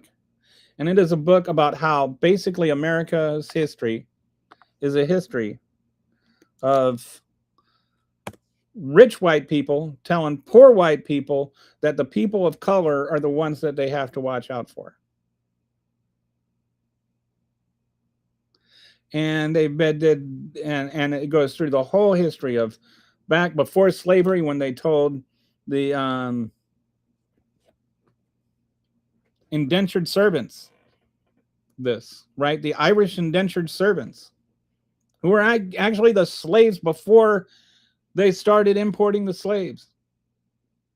And then they, with the settlers, and then with the Civil War, they justified slavery by convincing poor white people that they were going to end up doing the slaves' work. And after the Reconstruction, and then they told people in the North that you're going to lose your jobs to the black people. Jim Crow. It's always been rich white people telling poor white people that they need to worry about the poor black people, otherwise they're going to be even poorer than the poor black people. That's our history. I know that MAGAs actually don't want to know what real history is. They just want to pretend like we are this noble, beautiful country that never had any racist elements to it. But yeah, racism runs deep through our country's veins. It's always been there. It's founded in it. It's part of our DNA. So somebody says, do you want to get rid of racism? Yes, but you get rid of it by you start to get rid of it by acknowledging it, by seeing just how entrenched it is. And even just like what I was talking about before, in terms of ways that we don't think of how it has its impact. Like with the struggle of a person that grows up without money, without a father. The person who grows up with their friends are dying of drug issues, and their friends are, in gangs or whatever. And then those people, they grow up, they go to college, they get a degree, and they become a job, and they become successful. And we think of those people as like, that's the black story. But J.D. Vance told that story as the white man also. And that's why you have a lot of people that are MAGA. Because there are white people that also live that story, and they're told they don't live that story. But of course, J.D. Vance didn't live that story. I want to be clear on that. But that doesn't mean that white people don't grow up poor and overcome things.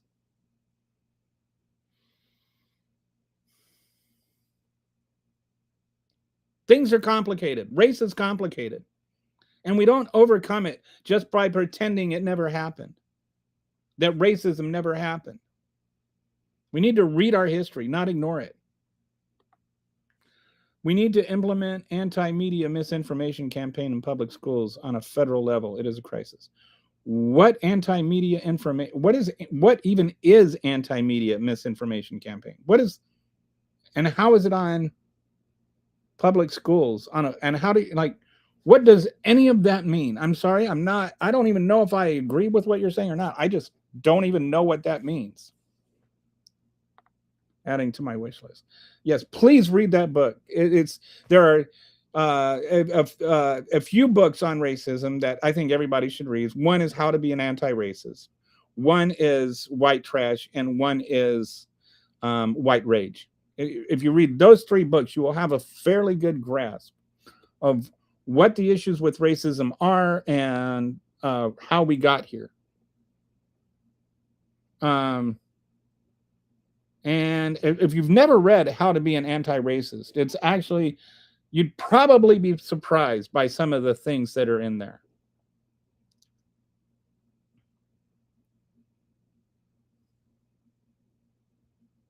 So what? I don't know. What do you mean, so what? The modern racial concept is an American phenomenon. Okay, so back until slavery pre-existed race. All right. Or pre-existed racism. And when I say racism, I don't mean racism as a different ethnicity. I mean racism as a pigmentation thing. Like thinking of race as a color did not exist before like the 1600s. It became a thing along with the sub-Saharan slave trade to justify what we were doing, because that, like, exporting people by the millions, like slavery had existed before, right? Did you know that the word Slavic actually comes from the same word? The Latin root of Slavic is Slavo. Slavo also means cattle. The Slavic people were literally named the slave race. Like the Romans enslaved so many of them that they were just the cattle people, and they had the rights of cattle. So it's, like slavery pre-existed racism. But race as a skin color, like that abstraction started with sub-Saharan slave trade. It was used to justify slavery the way that we were practicing. It was to export millions and millions of people. It had never existed on that scale before.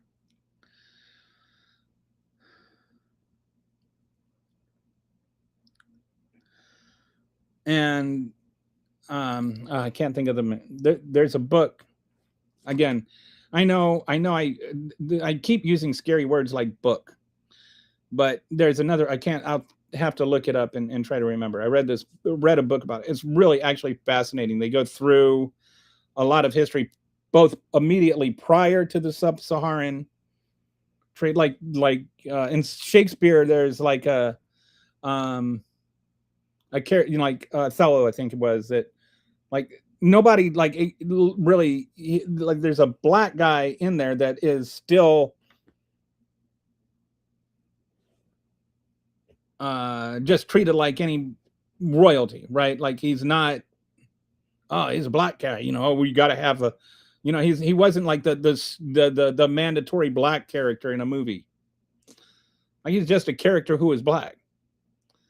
And so it goes through literature and explores how even like in literature, the black characters in literature transformed over like that 100-year time, and how blackness became a thing. It was, anyway, it's interesting.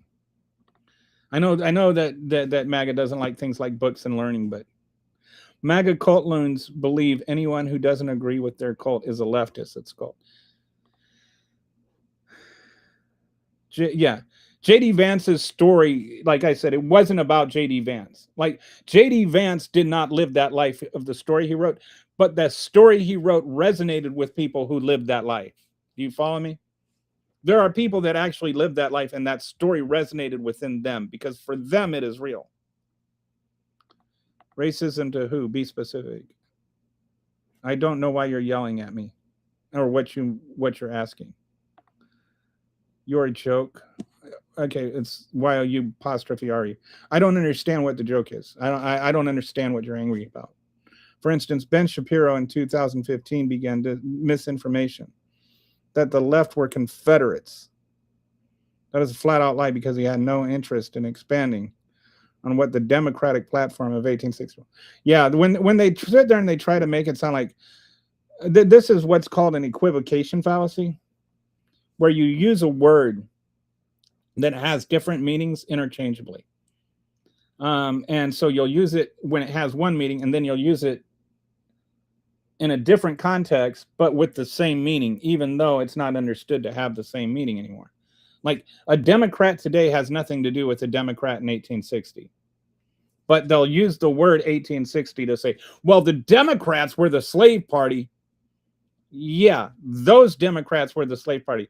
These Democrats are not the slave party. You're the ones that carried the Confederate flags in to Washington, D.C. on the 250th birthday of the country. The Democrats were conservatives, and they will commit that as a lie. The media spread this misinformation. We can't control media, nor would I want to. What we can do is combat in a domain the government can influence. What we can do is educate people with what is real, which is why the Trump administration is so vehement that we don't educate people.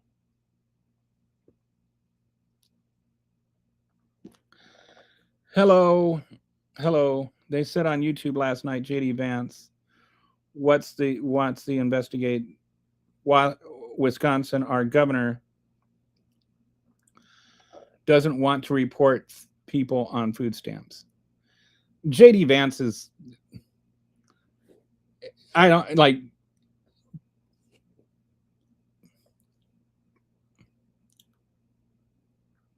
J.D. Vance ranting about fraud while his boss is the biggest fraud in the history of the country is a joke. There is a small amount of fraud to do with food stamps. It is mostly not committed by the people that actually receive food stamps. And it's not called food stamps, it's called SNAP benefits. JD copied 8 Mile. These people, but actually 8 Miles is in a way a good example of, like, there are white people that grow up struggling. And then they're made to feel like their struggles aren't real because, you know, only black people can struggle. They're made to feel that way. I'm not saying that it's valid or that it's true. I'm just saying that they feel that way. And there's a reason they feel that way. And we need to address that reality. These people will contort themselves into every possible mental gymnastics to avoid accountability and excuse their hateful racism and enslavement past. Well, that's what I mean by anti-media misinformation content campaign. There's a desperate need for it. I think you make a good point. It is accurate to assume majority of MAGA voters are unreasonable or just persuaded until getting to know one sample for conservatives, liberals, and leftists. I'm about to say a sentence that I never thought I would say, and you never thought you would hear. MAGAs are a lot like trans people. It really helps to talk to one, to understand where they're coming from, and to set aside all your concepts of why they are the way they are, why they think the way they think. A lot of MAGAs have actually gone through life experiences that have helped to shape them to be what they are. And it's helpful to learn why they are the way they are and what their experiences are that help shape them the way they are, instead of judging them for being the way they are. Because it's possible that their experiences are real and even their feelings are real, but their interpretation is off, and that their values that are off as a result of their interpretation being off, and their interpretation is off because you have people that do understand what they've gone through that are telling them lies, right? So the way to get back to them is not to the way to reach them is not to call them a liar or a racist or a Nazi, or to the way to reach them is to reach them at the same place that Donald Trump reached them in the first place, which is to at least recognize the validity of their own struggle that they had. Right now, Generation X, my generation, is the first generation in American history that is not doing better than our parents. And we went to college. We did what we were supposed to do. We did all the things we were supposed to do. We're the first generation that is being left with the Reagan legacy to take care of. We're the generation that has to take care of the boomers. It's our parents that we have to take care of, right? And so there's this sense of unfairness that Gen X has that is real. And whether they interpret everything about it correctly is not 100% the point. Like, how can we reach people with their valid feelings and distinguish that from their invalid thoughts? Do you see what I'm saying? I don't know. Sometimes I try to make sense on this show, and I don't know if I'm making sense. It makes sense up here, but I don't know if it makes sense when it comes out of here. So but that's the best way I can say it. Is there are like MAGAs, a lot of MAGAs, they didn't just wake up one day and decide to be racist. They woke up one day and got tired of being called racist because they wanted to make a living for their family.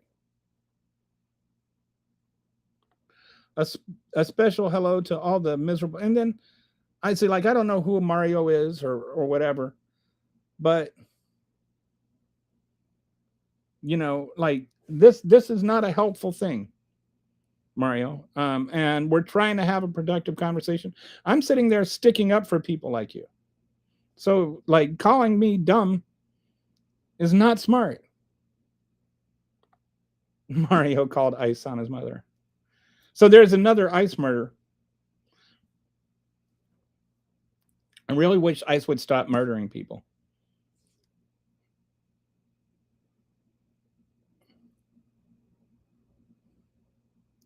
I saw so I was watching I was reading some comments on a Facebook post on this new murder, and the MAGAs were like, "Don't rush to conclusions. We need to hear both sides," as though this is like an anomaly, and we haven't had. And so the family is saying, "Can we see the footage?"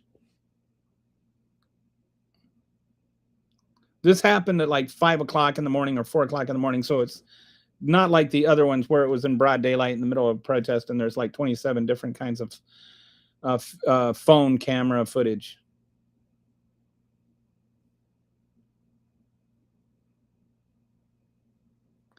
So, all right, somebody says, yes, you're articulating your take well. Conservatives' intentions might be it's mostly a gap of believed truths because of media divide. Right.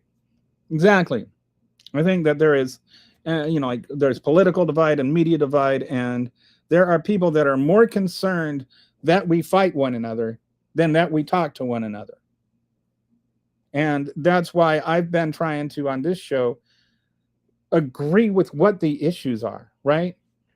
Like, can we all agree that the middle class is getting hosed?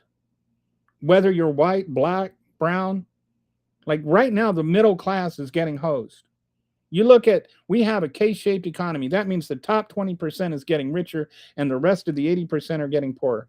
The people that have ACA supplements, their insurance is going to go up 17% next year for their premiums. Your premiums are going up 17% next year. Don't think for a minute that doesn't mean if you're not on ACA, your premiums aren't going up next year. Your premiums are going to get hit too. You're about to get hosed too. And if you have insurance through your employer and it's 100%, say goodbye to any raise you had, because they're paying more for your premium next year too. Everybody's premium is going up next year. And then Medicaid is getting cut. That's going to make it even worse. The middle class is getting hosed. I don't care if you're on ACA. I don't care if you're a Democrat. I don't care if you're a Republican. I don't care who you voted for. If you're middle class, you're getting hosed. Those are the numbers.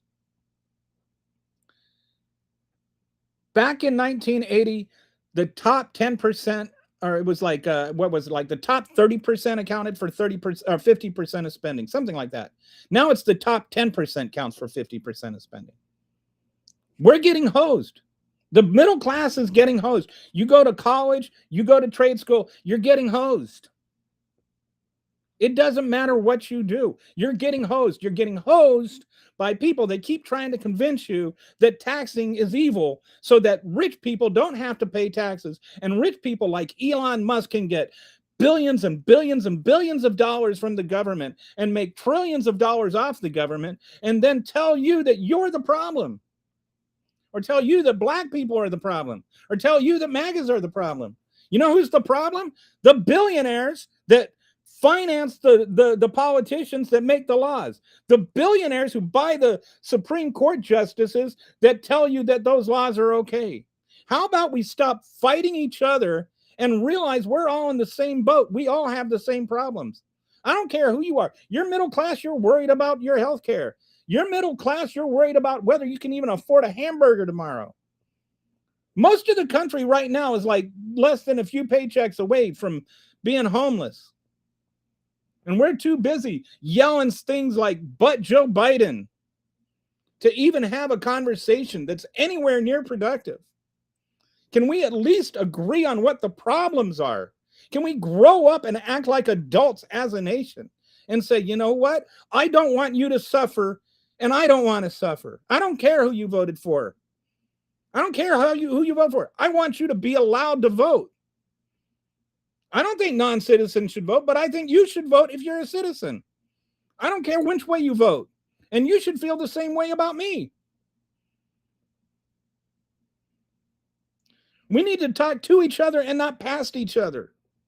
That's the only way that we can come together as a nation and heal and stop healing Donald Trump or, whatever the DNC is. We need productive conversations, not debates. Anyway, I hope at least my energy is coming across on how I feel about this. I don't want to hate MAGA, and I don't want MAGA to hate me. I want Americans to come together and make America an actual country that meets the dreams that we once had for it. Democrats are the reason we have rights in the workplace and overtime. No, I, in some sense, yes. I would say the working class is the reason we have rights in the workplace and overtime. And the Democratic Party, in a lot of ways, has abandoned unions. So that's how it got here, but that doesn't mean that's how we're currently here. Joe Biden abandoned the unions, the railroad union.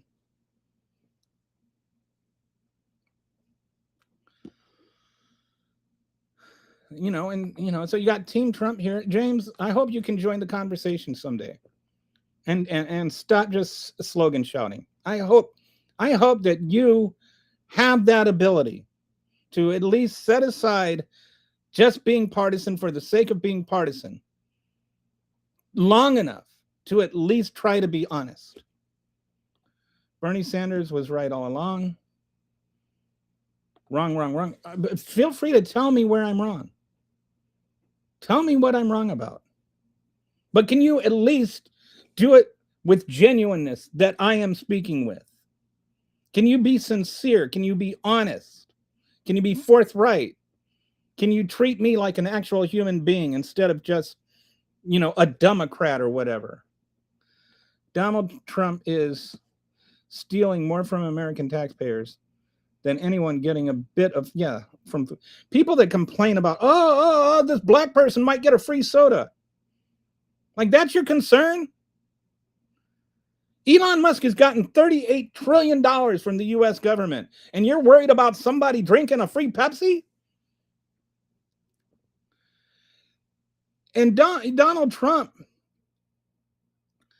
uses the Oval Office as his own personal cash machine. There used to be a TV show on BBC called Hustle. It's a good show if you'd ever watch it. And they would tell you that any good con art, every good con, you watch the movie, every single show, it would start off with the key to the con was to always put in a little bit of your own money, right? Because then if you put it in your own money, then people are like, well, this can't be a con. He's putting in his own money. So when Donald Trump sits there and talks about how he's not taking a paycheck that he doesn't need, that's you being conned. Understand that right. Donald Trump is a con artist, and if you don't see he's a con artist, then you are being conned. Donald Trump is, okay, he manipulates the market to his advantage. Yes, he does on a daily basis. He knows that the stock market will go up and down on his word. There are instances over and over again where he will buy stock, make a comment, make the stock go up, and then sell the stock. He's had more stock trades since and he's like, oh, I'm a businessman. He was never a stock trader before. He didn't make his money in stocks. But since he's been president, he's had over 1,000 times as many stock trades as Nancy Pelosi has had in her entire career. But you're all like, and that doesn't mean that she's never done anything corrupt. But if you think Nancy Pelosi is corrupt, Donald Trump's 1,000 times as corrupt.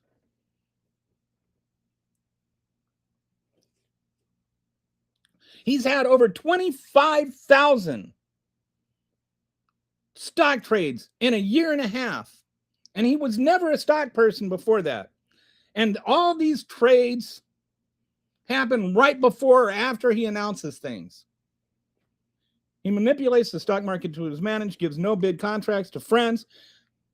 The Green Swamp Revival or whatever that company is. His family. He's made over $2 billion in a year and a half. His Peace Board? Yeah. He's raking in money off of his so-called Peace Board. He's robbing all of us daily. No one is doing anything to stop him. He's going to bankrupt America like he has done his business. Would love more control of who runs for office rather than voting for the better of two crap candidates. Even getting rid of the two-party system would be nice. Okay, but how do we do that? And I get tired of, there's two bad candidates. Look, there's no perfect candidate. But acting like, Elon, that Donald Trump and Kamala Harris are equally bad. They are not. Kamala Harris might be stale bread. Donald Trump's arsenic. If you have to choose between stale bread and arsenic, you're not going to go, well, I don't know. Bread's kind of stale. Either way, I'm not going to enjoy what I'm eating. Absolutely. This is what makes MAGA and the left so divided. The left is outraged by how he's grifting the country, while MAGA thinks it's all okay. MAGA thinks it's okay because he speaks to MAGA's discontent. They live vicariously through him. They feel like they own the libs when he gets rich, robbing the country.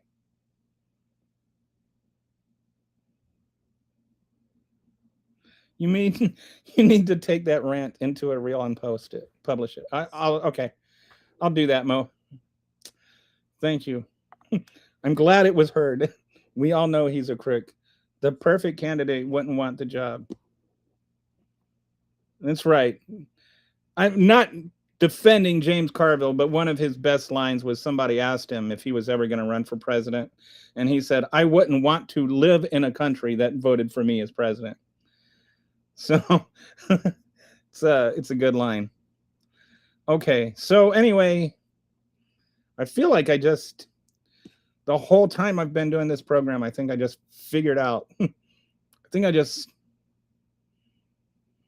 got out what I've been trying to get out in the whole 2 years since I started this stream. So intermittently, it comes and goes. But anyway, so I think with that, I'll end on that. And I'll see you guys tomorrow. Have a good evening. I'll talk to you later.